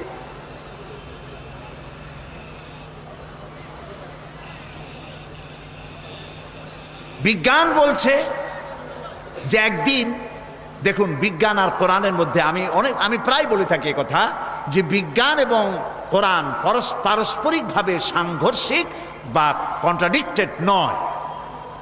যেখানে কন্ট্রাডিকশন সৃষ্টি হয় সেখানে প্রাধান্য দিতে হবে কাকে? কোরআনকে। তবে একথা আমি স্বীকার করি, বিজ্ঞানের আবিষ্কার যত বাড়বে কোরআন বোঝা মানুষের জন্য তত সহজ হবে। এখন বিজ্ঞান বলছে যে চন্দ্র সূর্য একদিন এর উত্তাপ হারিয়ে ফেলবে এবং চাঁদে কোনো আলো থাকবে না, সূর্যে কোনো আলো থাকবে না, এমন এক সময় আসবে। কে বলল? বিজ্ঞান বলল। বিজ্ঞানের আজকের এই বক্তব্য ১৫০০ বছর আগে আল্লাহ রাব্বুল আলামিন কোরআনে কারীমের মাধ্যমে নবীজিকে জানায় দিয়েছেন, ইয়াসআলু আইয়ানা ইয়াউমুল কিয়ামা ফাইদা বারিকাল বাসার ওয়া খাসাফাল কামার ওয়া জুমিআশ শামসু ওয়াল কামার। আল্লাহ তাআলা বলেন, এরা রাসূলকে জিজ্ঞেস করে যে কিয়ামত কবে হবে। আল্লাহ তাআলা বলেন, নবীজি আপনি বলে দেন যেদিন মানুষ তার দৃষ্টি শক্তি ঝলসে যাবে আর চাঁদে কোনো আলো থাকবে না, সূর্যেরও একই অবস্থা হয়ে যাবে। চাঁদ এবং সূর্যের আলো থাকবে না, এই কথা আজকে বলতেছে বিজ্ঞানীরা, কিন্তু আল্লাহ তাআলা ১৫০০ বছর আগে কোরআনে কথা বলে রেখেছেন। كُوِّرَتْ وَإِذَا النُّجُومُ انكَدَرَتْ وَإِذَا الْجِبَالُ سُيِّرَتْ। যেদিন সূর্যে কোনো আলো থাকবে না, নক্ষত্রগুলো স্থানচ্যুত হয়ে যাবে আর পাহাড়গুলো সরে যাবে। কিয়ামতের কথা জিজ্ঞাসা করা হলে পরে আল্লাহ রাব্বুল আলামিন এ জবাব দিয়া দিলেন, সূর্যেও আলো থাকবে না, চাঁদেও আলো থাকবে না, সব কিছু শেষ হয়ে যাবে। এবং বিজ্ঞানীদের মতে সমস্ত প্রক্রিয়া একদিন বন্ধ হয়ে যাবে।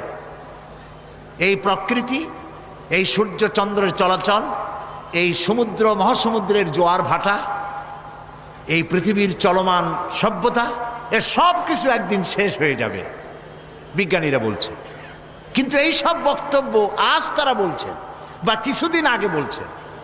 এবার আল্লাহ কি বলছেন দেখুন, কোরআনে কারীমের মাধ্যমে আল্লাহ তাআলা বিশ্ববাসীকে ১৫০০ বছর পূর্বে জানায় দিয়েছেন, কুল্লু মান আলাইহা ফানিন ওয়া ইয়াবকা ওয়াজহু রাব্বিকা যুল জালালি ওয়াল ইকরাম। বিশ্ব যা কিছু আছে সব ধ্বংস হয়ে যাবে, একমাত্র অবশিষ্ট থাকবেন তিনি, যিনি এই সব কিছুকে সৃষ্টি করেছেন। তার অস্তিত্ব ছাড়া আর সব শেষ হয়ে যাবে। সুতরাং বিজ্ঞান যা কিছু আমাদেরকে বলেছে তার বহুলাংশে আল্লাহ তাআলা কোরআনে কারীমের মধ্যে এই তত্ত্বগুলি আমাদেরকে জানিয়ে দিয়েছেন। আজ যে উদ্ভিদের কথা বলা হচ্ছে, উদ্ভিদ সম্পর্কে গবেষণা চালিয়ে বিজ্ঞানীরা বলছেন, এই সিদ্ধান্তে তারা উপনীত হয়েছেন যে প্রকৃতির মধ্যে উদ্ভিদ হচ্ছে মানুষের সব থেকে বড় বন্ধু। আল্লাহ তাআলা এই কথা কোরআনে কারীমের মধ্যে বলে রেখেছেন উদ্ভিদ সম্পর্কে। ওয়াল আরদা বাদা যালিকা দাহাহা আখরাজা মিনহা মাআহা ওয়া মারআহা। আল্লাহ তাআলা অতঃপর তিনি জমিনকে বিস্তার করে দিয়েছেন এবং এর দ্বারা তিনি উদ্ভিদ উদ্গত করে দিয়েছেন। গাছের চারা হলো এই যে গাছগুলি, গাছ আমাদের বন্ধু। গাছ আমাদের কি বলেন সবাই? গাছ আমাদের বন্ধু। আমাদের বন্ধু, সেই জন্য এদের প্রাণ সংহার করি আমরা চোখ বুজিয়া। গাছ আমাদের বন্ধু। সারাদিন সারা রাত অহরহ পৃথিবীর মানুষ এবং প্রাণী জগৎ বাতাস থেকে বিশুদ্ধ অক্সিজেন গ্রহণ করে আর নাক থেকে সবগুলিকে কার্বন ডাই অক্সাইড করে বের করে দেয়। পরিবেশ নষ্ট হয়ে যায়, বিষাক্ত হয়ে যায়। এই বিষাক্ত পরিবেশকে পরিশুদ্ধ করার জন্য পৃথিবীর মানুষের কোনো ফ্যাক্টরি নাই, কলকারখানা নাই। আল্লাহ তাআলা গাছ বানিয়েছেন। এই গাছ গুল্মলতা, তৃণলতার রং হলো সবুজ। আর এই সবুজের কাজ হচ্ছে, এই সবুজের খাদ্য হলো আমাদের জন্য যেটা বিষ, সবুজের জন্য সেটা খাদ্য। আমাদের ছেড়ে দেওয়া কার্বন ডাই অক্সাইড তারা গ্রহণ করে এবং সূর্যের উত্তাপ, সূর্যের আলো আর গ্রিন রং দুটোতে মিলে এক প্রকারের রন্ধন ক্রিয়ার মধ্য দিয়ে সারা রাত বসে এটাকে তারা আবার অক্সিজেন বানায়া শূন্যের ভিতরে ছেড়ে দেয়, যা দিয়ে জগৎবাসী বেঁচে থাকে। সুবহানাল্লাহ। এই জন্য আপনি প্রয়োজনে তো গাছের পাতা ছিঁড়বেন, কিন্তু বিনা প্রয়োজনে আপনি প্রয়োজনে গাছ কাটবেন, বিনা প্রয়োজনের গাছের পাতাও ছিঁড়বেন না, কারণ গাছের পাতাগুলি আল্লাহর জিকির করে। মুসলিম শরীফের হাদিসে এসেছে, কেউ যদি একটি গাছ লাগায় সৎ নিয়ত করে, ওই গাছের ফল যত প্রাণীতে খাবে, যত পাখিতে খাবে, মানুষের আশ্রয় নিবে, মানুষের উপকৃত হবে, সদকায়ে জারিয়ার এই সব কিয়ামত পর্যন্ত বৃক্ষ যে লাগিয়েছিল তার আমলনামায় লেখা হবে। সুতরাং গাছ কাটবেন বেশি না লাগাবেন বেশি? বলেন কি করবেন বেশি? বেশি করে লাগাবেন, বেশি করে লাগাবেন। নবী করিম সাল্লাল্লাহু আলাইহি সাল্লাম যখন যুদ্ধে যেতেন তখন কয়েকটি কথা সাহাবায়ে কিরামদেরকে শুনিয়ে দিতেন। এক নম্বরে বলতেন, অসুস্থ, বৃদ্ধ, নারী, শিশু এই লোকদের উপরে হস্তক্ষেপ করবে না, অত্যাচার করবে না। দু নম্বরে বলতেন, কোনো ফলদার বৃক্ষকে কর্তন করবে না, কোনো ফলদার বৃক্ষ কাটবে না, নিষেধ করে দিতেন। সুতরাং গাছ, উদ্ভিদ যে আমাদের বন্ধু, একথা আজকে নতুন আমরা শুনতেছি, কিন্তু কোরআন হাদিসে সব কথা বলে রেখেছে অনেক অনেক আগে। আমি আপনাদেরকে বুঝাতে চেষ্টা করেছি যে কোরআনে কারীম আল্লাহ রাব্বুল আলামিন নাজিল করেছেন পৃথিবীর সমস্ত মানুষের কল্যাণের জন্যে। এর মধ্যে রয়েছে বিজ্ঞান, রয়েছে অর্থনীতি, রয়েছে দর্শন, রয়েছে রাজনীতি, সব আছে। তিবিয়ানান লিকুল্লি শাই, আল্লাহ তাআলা বলছেন আমি সব কথা খুলে খুলে বয়ান করে দিয়েছি কোরআনের মধ্যে। আমরা বলি সুবহানাল্লাহ। প্রিয় ভাই সব, আবারও বলি, এই কোরআনের মধ্যে রাজনীতি আছে বলে এটা রাজনীতির কিতাব নয়, মুখস্থ করুন এবং মনে রাখেন। বিজ্ঞান আছে বলে এটা বিজ্ঞানের কিতাব নয়। পররাষ্ট্র স্বরাষ্ট্রনীতি আছে বলে পররাষ্ট্র স্বরাষ্ট্রনীতির কিতাব নয়। বিষয়টা কি? বিষয়টা হচ্ছে আমার জীবন আপনার জীবন, আমার ব্যক্তি আপনার ব্যক্তি, পরিবার, সমাজ, রাষ্ট্র তথা বিশ্বকে পরিচালনা করার জন্য যত নীতিমালা প্রয়োজন, সমস্ত নীতিমালার মূল নীতি যে কিতাবে লেখা হয়েছে সেই কিতাবের নাম বলেন সুবহানাল্লাহ। কোন একজন মুসলমান কোন অবস্থাতেই ধর্ম নিরপেক্ষ হতে পারবে না। এই বিষয়টি খুবই গুরুত্বপূর্ণ। এখন যে বিষয়টির কথা আমি বলবো এটি খুবই গুরুত্বপূর্ণ। শুনতে চান না চান না? প্রিয় ভাই সব, শুনতে হবে, তাহলে কাজে লাগবে। যদি শুনি আর বুঝি কাজে লাগবে। বলেন আলহামদুলিল্লাহ। এই ধর্মনিরপেক্ষ মতবাদের কথা গত বছর আমি এখানে বলেছি। আমি 1997 সনে পার্লামেন্টে তদানীন্তন প্রধানমন্ত্রীর সামনে ধর্মনিরপেক্ষ মতবাদের ব্যাখ্যা আলোচনা করেছি। আপনারা রেডিও, টেলিভিশন, পত্রপত্রিকায় অবশ্যই তা দেখতে পেয়েছেন। এবং এটি আমাদেরকে জানতে হবে, বুঝতে হবে, একজন মুসলমান কোন অবস্থায় ধর্মনিরপেক্ষ মতবাদের অনুসারী হতে পারে না। কেন পারে না?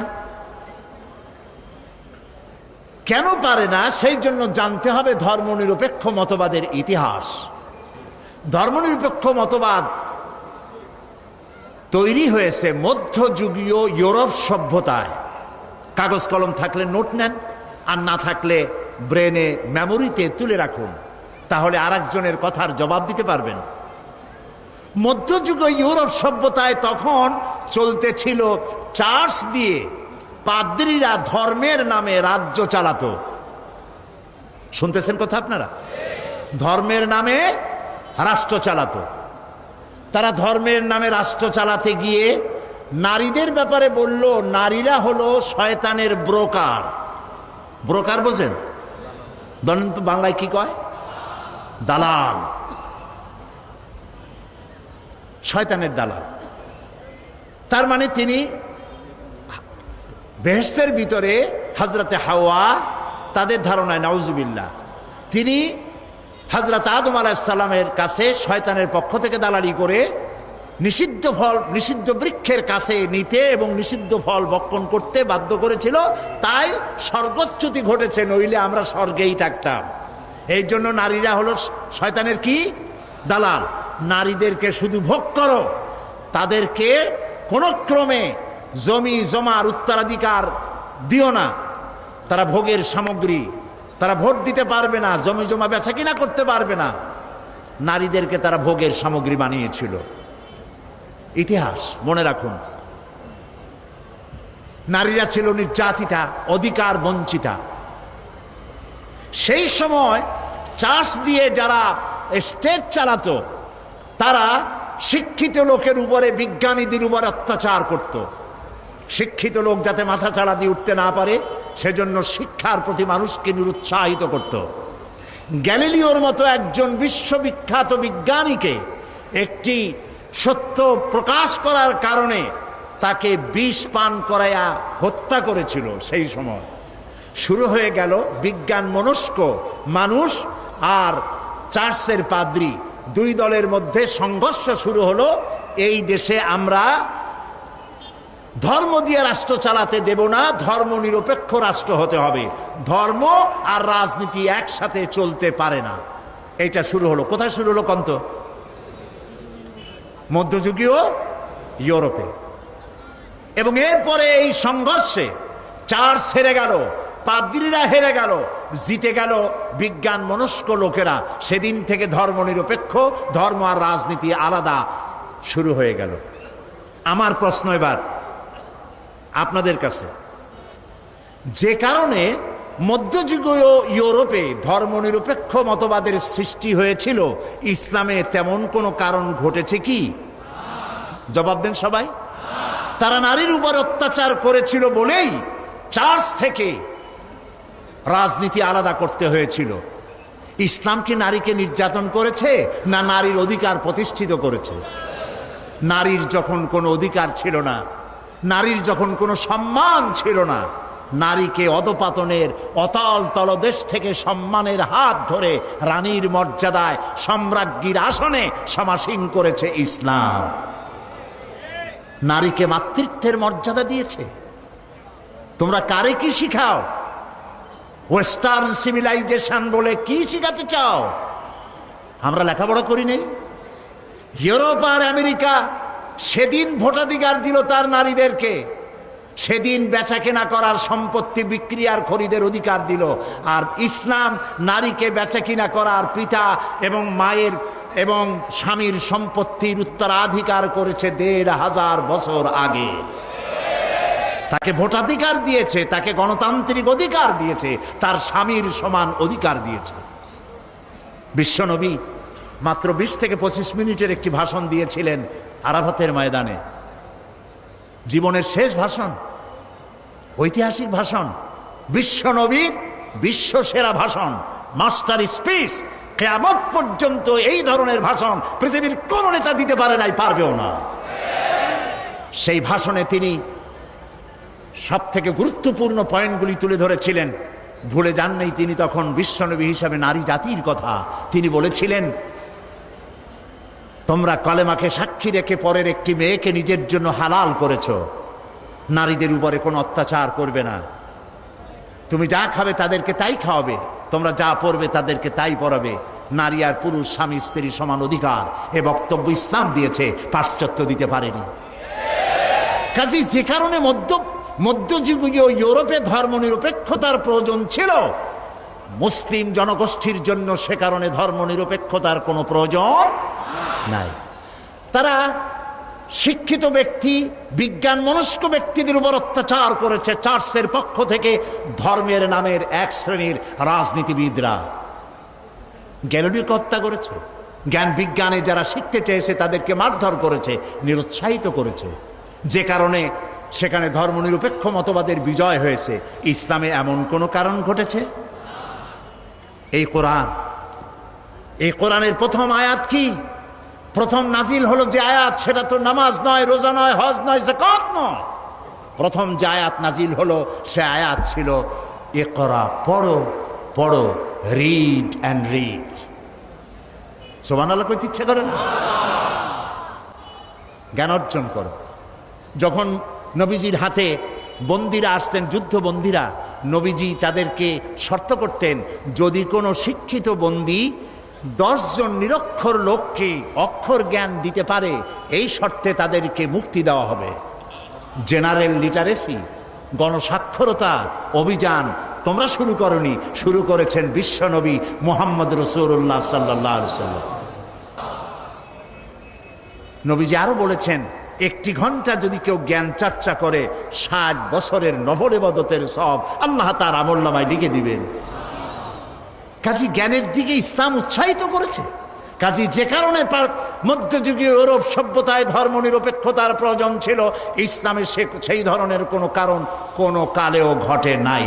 অতএব আমরা স্পষ্ট করে বলতে পারি, আল্লাহ যা করেছেন শয়তান তার উল্টো একটা করেছে। আল্লাহ করেছেন, আল্লাহ দিয়েছেন যাকাত ভিত্তিক ব্যবস্থা, শয়তান করেছে সুদ ভিত্তিক ব্যবস্থা। আল্লাহ তাআলা তৈরি করেছেন ইসলাম, শয়তান তৈরি করেছে ধর্মনিরপেক্ষ মতবাদ। ধর্মনিরপেক্ষ মতবাদের স্রষ্টা হচ্ছে খোদ শয়তান, আর শয়তানের তৈরি করা এই মতবাদ কোন মুসলমান গ্রহণ করতে পারে না, পারে না, পারে না।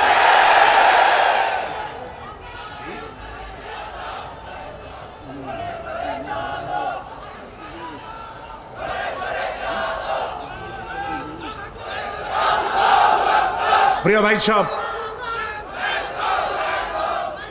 ধর্মনিরপেক্ষবাদীরা, খারাপ লাগতেছে আপনাদের?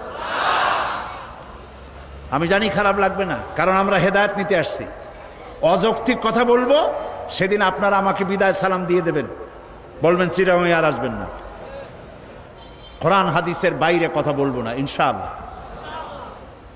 এবং আমার পেছনে যারা বসে আছেন, বড় বড় আলেমরা বসে আছেন, এবং আমার সামনে যারা বসে আছেন, বহু আলেম সামনেও বসে আছেন, আলহামদুলিল্লাহ বলেন। চট্টগ্রাম তাফসিরের মাহফিল গতকালকের মতো আজও শোনাতে চাই। চট্টগ্রাম তাফসিরের মাহফিল সারা পৃথিবীর মধ্যে কোরআনের তাফসিরের সর্বশ্রেষ্ঠ মাহফিল, সর্ববৃহৎ মাহফিল। কোরআন শরীফের তাফসিরের এত বড় মাহফিল পৃথিবীর কোথাও হয় না। এখানে যে কথা বলা হয় সব কথা রেকর্ড হয়ে সারা দুনিয়ায় ছড়ায় যায়। আমি আজকে এই কথা এই জন্য আনলাম, আমি এসে দেখতে পেলাম এখানের একটি পত্রিকায় এক ব্যক্তি, তিনি ধর্মনিরপেক্ষতার ব্যাপারে আমাকে আক্রমণ করে কিছু কথা লিখেছেন। আমি তার নাম নিতে চাই না, আমি তার জন্য দোয়া করি। তার নাম মুসলমান দেখলাম, আল্লাহ তাআলা তাকে হেদায়েত দিন, আমরা বলি আমিন। কই তিনি আমার প্রতিবাদ করলেন, কিন্তু হুমায়ুন আজাদ নামের এক পশু ইত্তেফাক পত্রিকায় কোরআনকে, ইসলামকে যেভাবে আক্রমণ করলো, মুসলমানের গায়ে রক্ত যদি শরীরে থাকে প্রত্যেকটি মুসলমানের প্রতিবাদ করতে বাধ্য। আজ ঢাকা বিশ্ববিদ্যালয় মুসলমান দেশের বিশ্ববিদ্যালয় এমন কুলাঙ্গার কেমনে চাকরি করে আল্লাহ ভালো জানেন। এমন শয়তানের চাকরি থাকা উচিত নয়। এটা মুসলমান তো নয়, মানুষ নয়, শয়তান।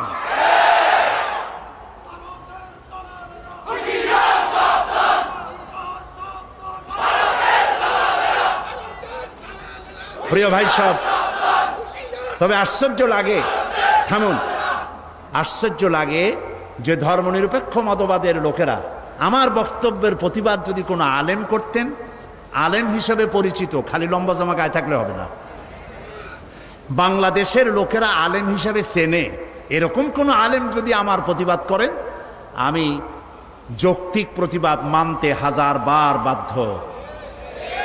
আমার ভুল আমাকে ধরিয়ে দিলে আমি সে ভুল সংশোধন করব না, এমন ভুল আমি জীবনেও করব না। বরং আমার কাছে আমার বন্ধু তো সেই ব্যক্তি যে ব্যক্তি আমার ভুল আমাকে শুধরে দেয়, আমি তার জন্য দোয়া করি। আমি মানুষ, আমার ভুল তো হতেই পারে, কিন্তু আমি আদর্শগত কথা, কোরআন হাদিসের কথা যা বলি আমি হিসাব করে বলি, পড়াশোনা করেই বলি। প্রিয় ভাই সব, ধর্মনিরপেক্ষবাদীরা মানুষকে বোকা বানায় ধোঁকা দিয়ে। তারা বলতে চায় ধর্মনিরপেক্ষতার অর্থ ধর্মহীনতা নয়। আমি ধর্মনিরপেক্ষতার ইংরেজি কি বলুন তো? সেকুলারিজম। এখন চলুন, ইংরেজি ভাষায় বিশ্ববিখ্যাত ডিকশনারির নাম হলো random house dictionary of English language. এটা হলো পৃথিবীর সর্বশ্রেষ্ঠ ইংলিশ ডিকশনারি। আমরা দেখি সেকুলারিজমের অর্থ তারা কি করেছে। এই বইতে সেকুলারিজমের তারা 3টি সংজ্ঞা দিয়েছে। Number 1, not regarded as religious or spiritually sacred। এর অর্থ হলো যা ধর্মীয় বা আধ্যাত্মিকভাবে পবিত্র বলে বিবেচিত নয়, এটা হলো সেকুলারিজমের অর্থ। Number 2, not pertaining to or connected with any religion। এর অর্থ হচ্ছে যা কোনো ধর্মের সাথে সম্পর্কিত নয়। সেকুলারিজমের 3য় সংজ্ঞা number 3, not belonging to a religious order। যা কোনো ধর্ম বিশ্বাসের সাথে সম্পর্কিত নয় তাকেই সেকুলারিজম বলা হয়। এছাড়া এনসাইক্লোপিডিয়া ব্রিটানিকা এবং অক্সফোর্ড ডিকশনারিতে লেখা হয়েছে ধর্মনিরপেক্ষতার অর্থই হলো ধর্মবিরোধিতা এবং ধর্মহীনতা। ধর্মনিরপেক্ষবাদীরা বলে যে কোরআন শরীফে ধর্মনিরপেক্ষতার দলিল আছে। কোথায় আছে? তাদের নেতা নেত্রীরা যখন এসব কথা বলে, অনুসারীরা চিন্তা করে মাশাআল্লাহ, আমাদের নেত্রী তো কোরআন হাদিসও পড়ে। সাংঘাতিক, চোখ ছানা বড় হয়ে যায়। তারা বলে লা ইকরাহা ফিদ্দীন, মৌলবীরা জানে না, খালি ধর্মনিরপেক্ষতার বিরুদ্ধে কথা কয়, অথচ কোরআন বলছে লা ইকরাহা ফিদ্দীন। মানুষের ধর্মের মধ্যে বাড়াবাড়ি নাই, ধর্মের মধ্যে বাড়াবাড়ি নাই, অর্থ এটাই লা ইকরাহা ফিদ্দীন। কিন্তু আয়াত নাজিল হয়েছে কখন, কি উদ্দেশ্যে? এর অর্থ হচ্ছে এই যে জবরদস্তি করে কোনো অমুসলিমকে মুসলমান বানানো যাবে না। এমনকি সূরা আনফালে বলা হয়েছে যুদ্ধ চলাকালীন সময় যদি কোনো অমুসলিম ইসলামকে জানার জন্য মুসলমানদের তাঁবুতে আসে, তাহলে তাকে তুমি ইসলাম বুঝাও। যদি সে ইসলাম বোঝে তো ভালো কথা, ইসলাম কবুল করুক। আর যদি না বোঝে, কোনো আঘাত করবে না, নিরাপদে তার ডেরায় পৌঁছে দাও, তারপরে যুদ্ধের আগে নয়। এ কথা তো বলা হয় নাই যে তোমার কাছে ইসলাম জানতে আসলো, অথবা যারাই তোমার কাছে আসলো ঘেটি পাড়ায় ধরিয়ে মুসলমান বানায় দাও। আছে এরকম কথা? লা ইকরাহা ফিদ্দীন, ধর্মের মধ্যে কোনো বাড়াবাড়ি নাই।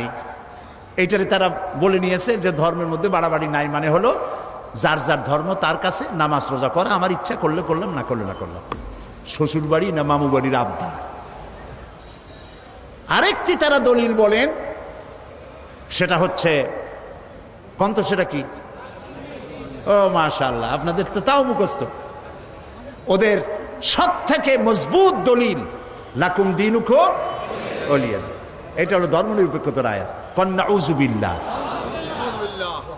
আল্লাহর কালাম বোঝেন না, এটা স্বীকার করেন। আল্লাহর কালাম পড়েন না, এটা স্বীকার করেন।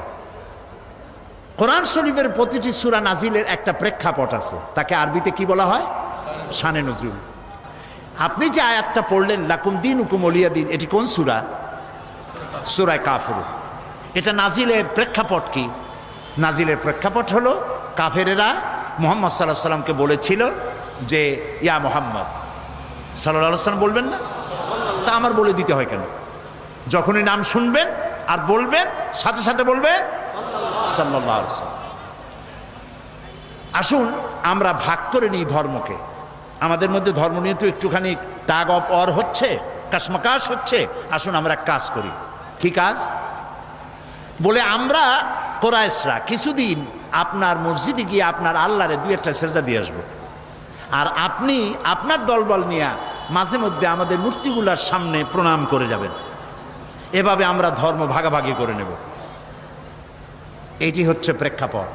এই প্রেক্ষাপটে আল্লাহ তাআলা সূরা নাজিল করলেন, কুল ইয়া আইয়ুহাল কাফিরুন লা আ'বুদু মা তা'বুদুন। বলুন হে কাফেরেরা, তোমরা যার ইবাদত করো আমরা তার ইবাদত করি না, আবার আমরা যার ইবাদত করি তোমরা তার ইবাদত করো না। অতএব শেষ দিকে গিয়ে আল্লাহ তাআলা কনক্লুশন, শেষ কথা গিয়ে বললেন লাকুম দীনুকুম ওয়ালিয়া দীন। অতএব তোমাদের ধর্ম তোমাদের জন্য, লাকুম দীনুকুম, তোমাদের ধর্ম তোমাদের জন্য, তোমাদের দিন তোমাদের জন্য, আর আমাদের দিন আমাদের জন্য। এখানে কি নিরপেক্ষর কথা না পক্ষের কথা? একটু বিবেক সম্মত হয়ে বুঝে শুনে জবাব দেন। এই আয়াতের অর্থ কি দাঁড়ালো? ধর্মের পক্ষ না নিরপেক্ষ? ধর্মের পক্ষে। কাফেরেরা তোমরা তোমাদের ধর্মের পক্ষে থাকো, আমরা আমাদের ধর্মের পক্ষে থাকি। ধর্ম নিয়ে কোনো 50-50 ভাগ করা চলবে না।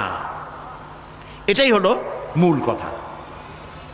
এখন এই ধর্মনিরপেক্ষর কথা তারা বলেন যে আমাদের দেশে সুফি দরবেশরা তারা ধর্মনিরপেক্ষ ছিলেন। নাউজুবিল্লাহ। কোন সুফি, কোন দরবেশ, কোন ওলি ধর্মনিরপেক্ষ ছিলেন? প্রমাণ করুন। আল্লাহর নবী ধর্মনিরপেক্ষ ছিলেন? আল্লাহ নিজেও কি ধর্মনিরপেক্ষ? আমার একদিন বলছিল, আমি একবার পার্লামেন্টে ওই দলের নাম নিলাম না, একজন মুরব্বী নেতা, আমি তারে বললাম যে ভাই, আপনাদের সাথে আমাদের কোনো শত্রুতা নাই, আপনি আমার কোনো ধানি জমিনে আমার পাকা ধানে মই দেন নাই, আর আমিও আপনার কোনো হালের গরু পিটিয়ে মারিনি।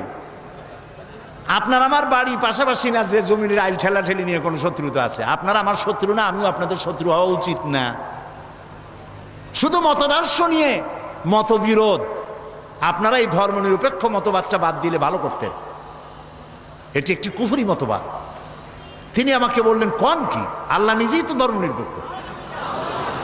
আমি চিন্তা করলাম, দাড়ি দুড়ি পাইকে গেছে, দুর্ভাগ্য, কোরআন সম্পর্কে কোনো জ্ঞান নাই, আফসোস। আল্লাহ ধর্মনিরপেক্ষ কেন হন? আল্লাহ তো সবচেয়ে ধর্মের পক্ষে। তিনি বলেছেন, ইন্নাদ-দীনা ইনদাল্লাহিল ইসলাম। আমার কাছে মনোনীত একমাত্র, কেবলমাত্র, শুধুমাত্র ওয়ানলি ওয়ান। নাম কি? বলেন, নাম কি? এই পৃথিবীর সমস্ত ধর্মের মধ্যে আল্লাহ তাআলা কোনটাকে নিজের পছন্দনীয় বলেছেন? চিল্লায় বলেন। তাহলে আল্লাহ নিজে ধর্মের পক্ষে, ইসলামের পক্ষে, ঠিক না? রসুল নিরপেক্ষ। পৃথিবীর কোনো একজন নবী ধর্মের ব্যাপার নিরপেক্ষ যদি থাকেন, আপনারা নাম কন, আমি শিখে যাই আপনাদের কাছে। রসুলের অসংখ্য সাহাবীদের মধ্যে একজন সাহাবীর নাম বলেন যিনি ধর্মনিরপেক্ষ ছিলেন। পৃথিবীতে হক্কানি যত আলেম আছে, আলেমের সংজ্ঞা আবারও বলি, কোনো টুপি, দাড়ি, অনেক লম্বা জামা এ দিয়ে আলেম হয় না। আলেম হতে হলে ইলেম থাকতে হয় এবং জাতির কাছে আলেম হিসেবে বিবেচিত হতে হয়। সেরকম কোন আলেম আপনাদের কি জানা আছে যিনি ধর্মনিরপেক্ষ? তাহলে আপনি বিএসসি পাস করেন আর এমএসসি পাস করেন, ইসলাম কিছুই বোঝেন নাই। আল্লাহ আপনার তৌফিক দিক, আপনি যাতে ইসলাম বোঝেন। প্রিয় ভাই সব,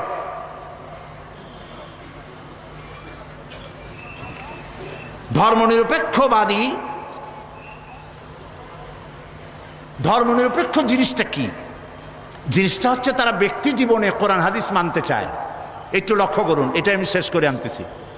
ব্যক্তি জীবনে হজ করবে, ব্যক্তি জীবনে নামাজ পড়বে, রোজা করবে, আল্লাহর কথা মানবে। কিন্তু আল্লাহ দোকানে যে আইন করেছেন, ওজনে কম দেওয়া যাবে না, খাদ্যে ভেজাল দেওয়া যাবে না, এটা মানবে না। আল্লাহ যে রাজনীতি করার ব্যাপারে কোরআন এবং হাদিসের আইন মানতে বলেছে, এটা তারা মানবে না। পার্লামেন্টে আল্লাহর আইন মানবে না, নির্বাচনে আল্লাহর আইন মানবে না, ক্যান্টনমেন্টে আল্লাহর আইন মানবে না, অফিস আদালতে আল্লাহর আইন মানবে না। তাই তারা সুযোগ পাইলে ফতোয়া বন্ধ করে দেয়। বোঝেন না কথা? কথা বুঝে আসছে? তাহলে আর কিছু বলা লাগবে? তো এইটার নাম হলো ধর্মনিরপেক্ষ মতবাদ। জীবনের আপনি, আচ্ছা, আর একটা কথা চিন্তা করেন, আল্লাহ দরকার নাই বিশ্ববিদ্যালয়, কলেজে, ইউনিভার্সিটিতে আল্লাহর দরকার নাই, পার্লামেন্টে আল্লাহর দরকার নাই, সেক্রেটারিয়েটে আল্লাহর দরকার নাই, শিল্প কলকারখানায় আল্লাহর দরকার নাই, বঙ্গভবনে আল্লাহর দরকার নাই, কলকারখানায় খেতে খামারে আল্লাহর দরকার নাই, ব্যবসা বাণিজ্যে আল্লাহর দরকার নাই, নির্বাচনে আল্লাহর দরকার নাই। অতএব এই আল্লাহকে দিয়ে আমরা করব নাকি? ওদের চিন্তা হচ্ছে, হে আল্লাহ, হে রসুল, তোমরা দুজনা মসজিদ, মাদ্রাসায়, খানকায় থাকো, আর আমাদের জীবনের বিস্তীর্ণ অঙ্গনে চিরস্থায়ী 144 তোমাদের জন্য, এর মধ্যে ঢুকতে পারবে না। নাউযুবিল্লাহ, নাউযুবিল্লাহ। এবার আল্লাহ কি বলছেন? এই ধরনের চিন্তা যাদের যে নামাজ রোজা আল্লাহর কথা মতো ধর্ম আর রাজনীতি আলাদা, এই চিন্তা যারা করে তাদের সম্পর্কে আল্লাহ কি বলেন দেখুন। আফাতুমিনুনা বিবাদিল কিতাবি ওয়া তাকফুরুনা বিবাদ ফামা জাযাউ মান ইয়াফআল যালিকা মিনকুম ইল্লা খিzyun ফিল হায়াতিদ দুনিয়া ওয়া ইয়াওমাল কিয়ামাতি ইউরাদ্দুনা ইলা আশাদ্দিল আযাব। আফাতুমিনুনা বিবাদিল কিতাব ওয়া তাকফুরুনা বিবাদ, তোমরা কোরআনের কিছু কথাকে স্বীকার করবে আর কিছুকে করবে অস্বীকার। যদি এটা হয় তাহলে দুনিয়ার জীবন হবে লাঞ্ছনার জীবন তোমাদের, আর কিয়ামতের দিন চূড়ান্ত কঠিন শাস্তি তোমাদের জন্য অপেক্ষা করছে। আল্লাহ তাআলা বলছেন, ইয়া আইয়ুহাল্লাযীনা আমানু আতিউল্লাহ ওয়া আতিউর রাসূল, হে বিশ্বাসীরা তোমরা যারা ঈমান এনেছো শোনো, আল্লাহ এবং রাসূলের আনুগত্য করো। কে বলতেছেন কোন তো? কি করতে বলতেছেন? আল্লাহ এবং রাসূলের কোন ক্ষেত্রে? জবাব দেন, কোন ক্ষেত্রে আনুগত্য করতে বলছে? যদি সকল ক্ষেত্রেই হয় তাহলে ধর্মনিরপেক্ষ মতবাদীরা কি জবাব দিবেন? প্রিয় ভাই সব, সুতরাং মুসলমান হয়ে যে ব্যক্তি ধর্মনিরপেক্ষ মতবাদের অনুসারী হয় সে তার নিজের সাথে, নিজের ঈমানের সাথে প্রতারণা করে। এ ব্যক্তি মুসলমান হতে পারে না, অবশ্যই মুনাফিক।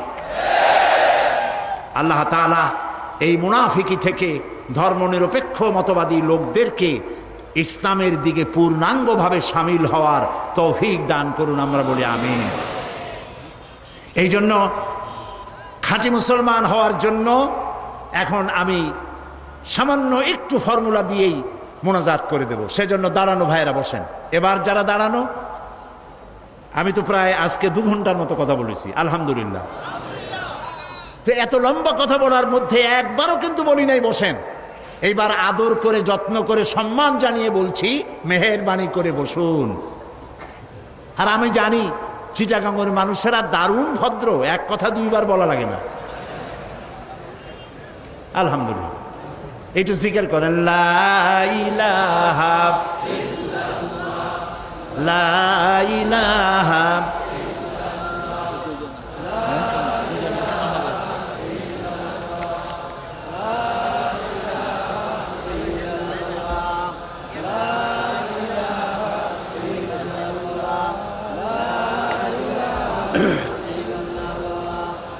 বন্ধুগণ, ফর্মুলাটা পরে দেই। নতুন খবর, খুশির খবর, 2 জন অমুসলিম ভাই ইসলাম কবুল করতে এসেছেন। আমরা যদি ইসলামের কথাকে সার্বজনীন করে বলতে না পারতাম তাহলে কি অমুসলিম ভাইরা এসে এখানে মুসলমান হইতেন? যারা আমাদের বিরুদ্ধে কথা বলেন একটু চিন্তা ভাবনা করে বলবেন। এ পর্যন্ত এই পৃথিবীতে মুসলমানেরা যে দেশে সংখ্যা গরিষ্ঠ সেখানকার ধর্মীয় সংখ্যালঘুরা থাকে সব থেকে বেশি নিরাপদ। যেহেতু আমরা এই দেশে সংখ্যাগরিষ্ঠ মুসলমান, তাই অমুসলিমরা এখানে সব থেকে বেশি নিরাপদ। আলহামদুলিল্লাহ বলেন। এই মঞ্চে শত শত, বিগত 24 বছরে শত শত হিন্দু, খ্রিস্টান, বৌদ্ধ কালেমা পড়ে মুসলমান হয়েছেন। জোরে বলেন আলহামদুলিল্লাহ। আজকে 2 ভাই এসেছেন, একজনের নাম কাজল দাস, পিতা বাবুল দাস, মাতার নাম ভাতিজা দাস।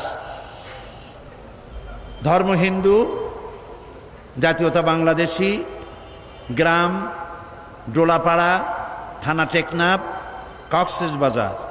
বর্তমান নাম পছন্দ করেছে মোহাম্মদ রফিকুল ইসলাম। আরেক ভাই নাম দীপু মল্লিক, পিতা দোলন মল্লিক, মাতার নাম রিপা মল্লিক, ধর্ম হিন্দু, জাতীয়তা বাংলাদেশি। চন্দ্রঘোনা, লিচুবাগান, রাঙ্গুনিয়া, চট্টগ্রাম। বর্তমান নাম পছন্দ করেছে মোহাম্মদ আলী। দাঁড়াও, এফিডেভিট হয়ে গেছে তাহের সাহেব কাছে। এরা আলহামদুলিল্লাহ তারা এফিডেভিট করিয়ে এসছে, আলহামদুলিল্লাহ বলে। সরকারি নিয়ম অনুযায়ী এফিডেভিট করে এসেছেন। বলো লা ইলাহা ইল্লাল্লাহু মুহাম্মাদুর রাসূলুল্লাহ। আল্লাহ ছাড়া কোনো ইলাহ নাই, মাবুদ নাই। মুহাম্মদ সাল্লাল্লাহু আলাইহি ওয়াসাল্লাম আল্লাহর প্রেরিত রাসূল।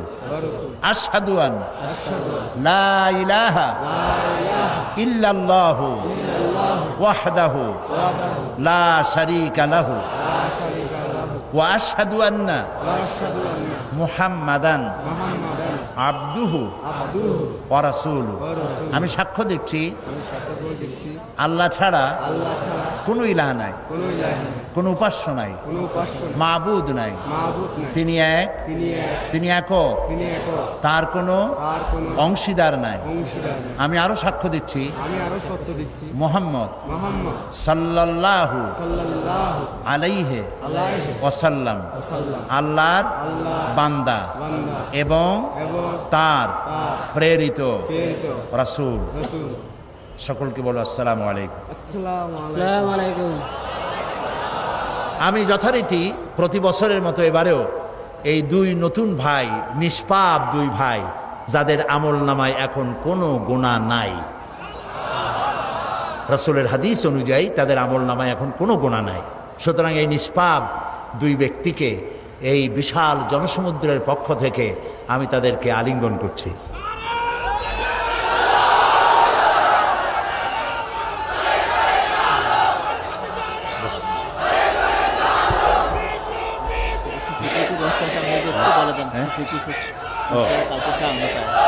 প্রিয় ভাই সব, মোনাজাত শুনলে করতে যাদের ইচ্ছে করে না, মাহফিলের মাঝখানে আল্লাহর রাস্তায় কেউ কাজকে বসবেন না। আপনারা জানেন আমি বেশ বিরক্ত হই, ঘন্টার পর ঘন্টা কথা বলি, কিন্তু আমি একটু বিরক্ত হয়ে যাই মোনাজাতের নাম শুনে যারা হাঁটেন।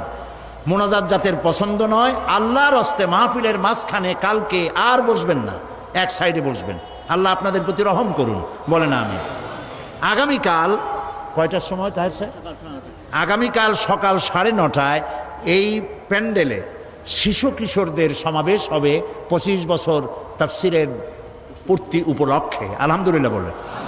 আমরা সবাই কম বেশি ইসলাম জানি, কিন্তু বাচ্চা ছেলেরা ইসলাম জানার এবং বিভিন্ন প্রশ্নের জবাব সব জায়গায় খুঁজে পায় না।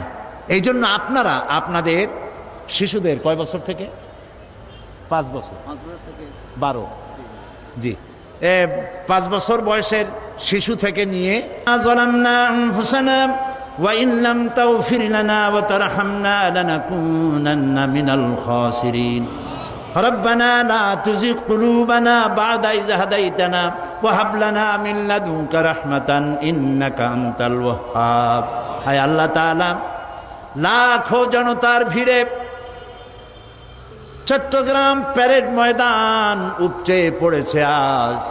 আল্লাহ তাআলা, তোমার বান্দাদের সামনে যে সমস্ত কথা তুমি বলালে, এগুলি আমাকে আমল করার তৌফিক দিয়া দাও। যে কথাগুলি তুমি দয়া করে তোমার এই নগণ্য অযোগ্য বান্দা দিয়ে বলিয়েছ, আল্লাহ তাআলা তুমি দয়া করে তোমার বান্দিদের আমল করার তৌফিক দিয়া দাও। রব্বুল আলামিন 25 বছর পূর্তি উপলক্ষে বিশাল আয়োজন, লক্ষ লক্ষ টাকা এর বাজেট। রব্বুল আলামিন, কোন বছর তুমি এই সমাজ কল্যাণকে ঋণগ্রস্ত রাখো নাই। তোমার আপন কুদরতে কোরআনের বরকতে ঋণ পরিশোধ করে দিয়েছো। আল্লাহ তাআলা এই 25 বছর উপলক্ষে আয়োজিত মাহফিলকে, কর্তৃপক্ষকে ঋণগ্রস্ত বানিও না।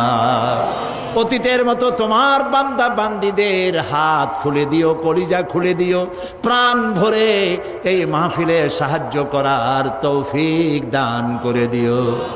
রব্বুল আলামিন, এই মাহফিলে যারা দেশ বিদেশ থেকে যারা যাতায়াত করবেন, যাতায়াত আসান করে দিও, নিরাপদ করে দিও, বাড়িতে হেফাজত করে রেখো। রব্বুল আলামিন বাংলাদেশে শান্তি দাও, সমৃদ্ধি দাও। বাকি 3 দিন কোরআনের তাফসীর হওয়ার মতো সুন্দর পরিবেশ তুমি করে দাও। আল্লাহ তাআলা এই মাহফিলে মানুষেরা বড় আশা করে আসে। আল্লাহ তাআলা তাদের আশা এখানে দোয়া কবুল হয়। এই দোয়া এই মাহফিলের জন্য হয় না, এই দোয়া এই মাহফিলের জন্য কবুল হয় ধারণা এরকম নয়। আমাদের আকীদা আল্লাহ তুমি সব জানো, তারপরেও কলেমায় শাহাদাতের সাক্ষী দিতে হয়। তাই সাক্ষী দিচ্ছে মাবুদ, লোকেদের বিশ্বাস যেহেতু কোরআনের মাহফিল, তাই তুমি দয়া করে দোয়া কবুল করো মাবুদ। মাবুদ মানুষের এই আশা যেন ভঙ্গ না হয়। তোমার বান্দা বান্দিরা দেশ বিদেশ থেকে কত আশা করে দোয়া চায়, আল্লাহ তাআলা যে যে আশা করে দোয়া চেয়েছে প্রত্যেকের দিলের আশা তুমি পুরা করে দিও মাবুদ। মাবুদ আমি তোমার এক অযোগ্য নগণ্য গোলাম। এই বিশাল মাহফিলে কথা বলার জন্য যেমন কণ্ঠস্বর এবং যেমন স্বাস্থ্যের প্রয়োজন, যেমন মেধা প্রজ্ঞা ইলেম প্রয়োজন, তুমি দয়া করে তোমার পক্ষ থেকে এই গুনাহগারকে দান করে দাও। আল্লাহ তাআলা এই মাহফিল বহুত উলামায়ে কেরাম আসেন, সমস্ত উলামায়ে কেরামের সেহাতে তাইয়্যিবা, হায়াতে তাইয়্যিবা, সেহাতে কুল্লি আল্লাহ তুমি দান করে দিও। আগামীকাল শিশু কিশোর সমাবেশ, পরের দিন ওলামার সমাবেশ এবং শেষ দিনে মহিলাদের ব্যাপারে বিস্তারিত কথা বলার আশা রাখি। আল্লাহ তাআলা মা বোন ভাই বোন সকলকে আসার বসার সুন্দর পরিবেশ করে দিও। এই মাঠকে আল্লাহ কুদরতি কায়দায় মানুষ আসার বসার জন্য যা দরকার তুমি তোমার কুদরতি কায়দায় করে দিও। ربنا تقبل منا إنك أنت السميع العليم وتب علينا إنك أنت التواب الرحيم سبحان ربك رب العزة عما يصفون وسلام على المرسلين والحمد لله رب العالمين واجعل آخر كلامنا عند الموت لا إله إلا الله মুহাম্মাদুর রাসূলুল্লাহ। আসসালামু আলাইকুম ওয়া রাহমাতুল্লাহ।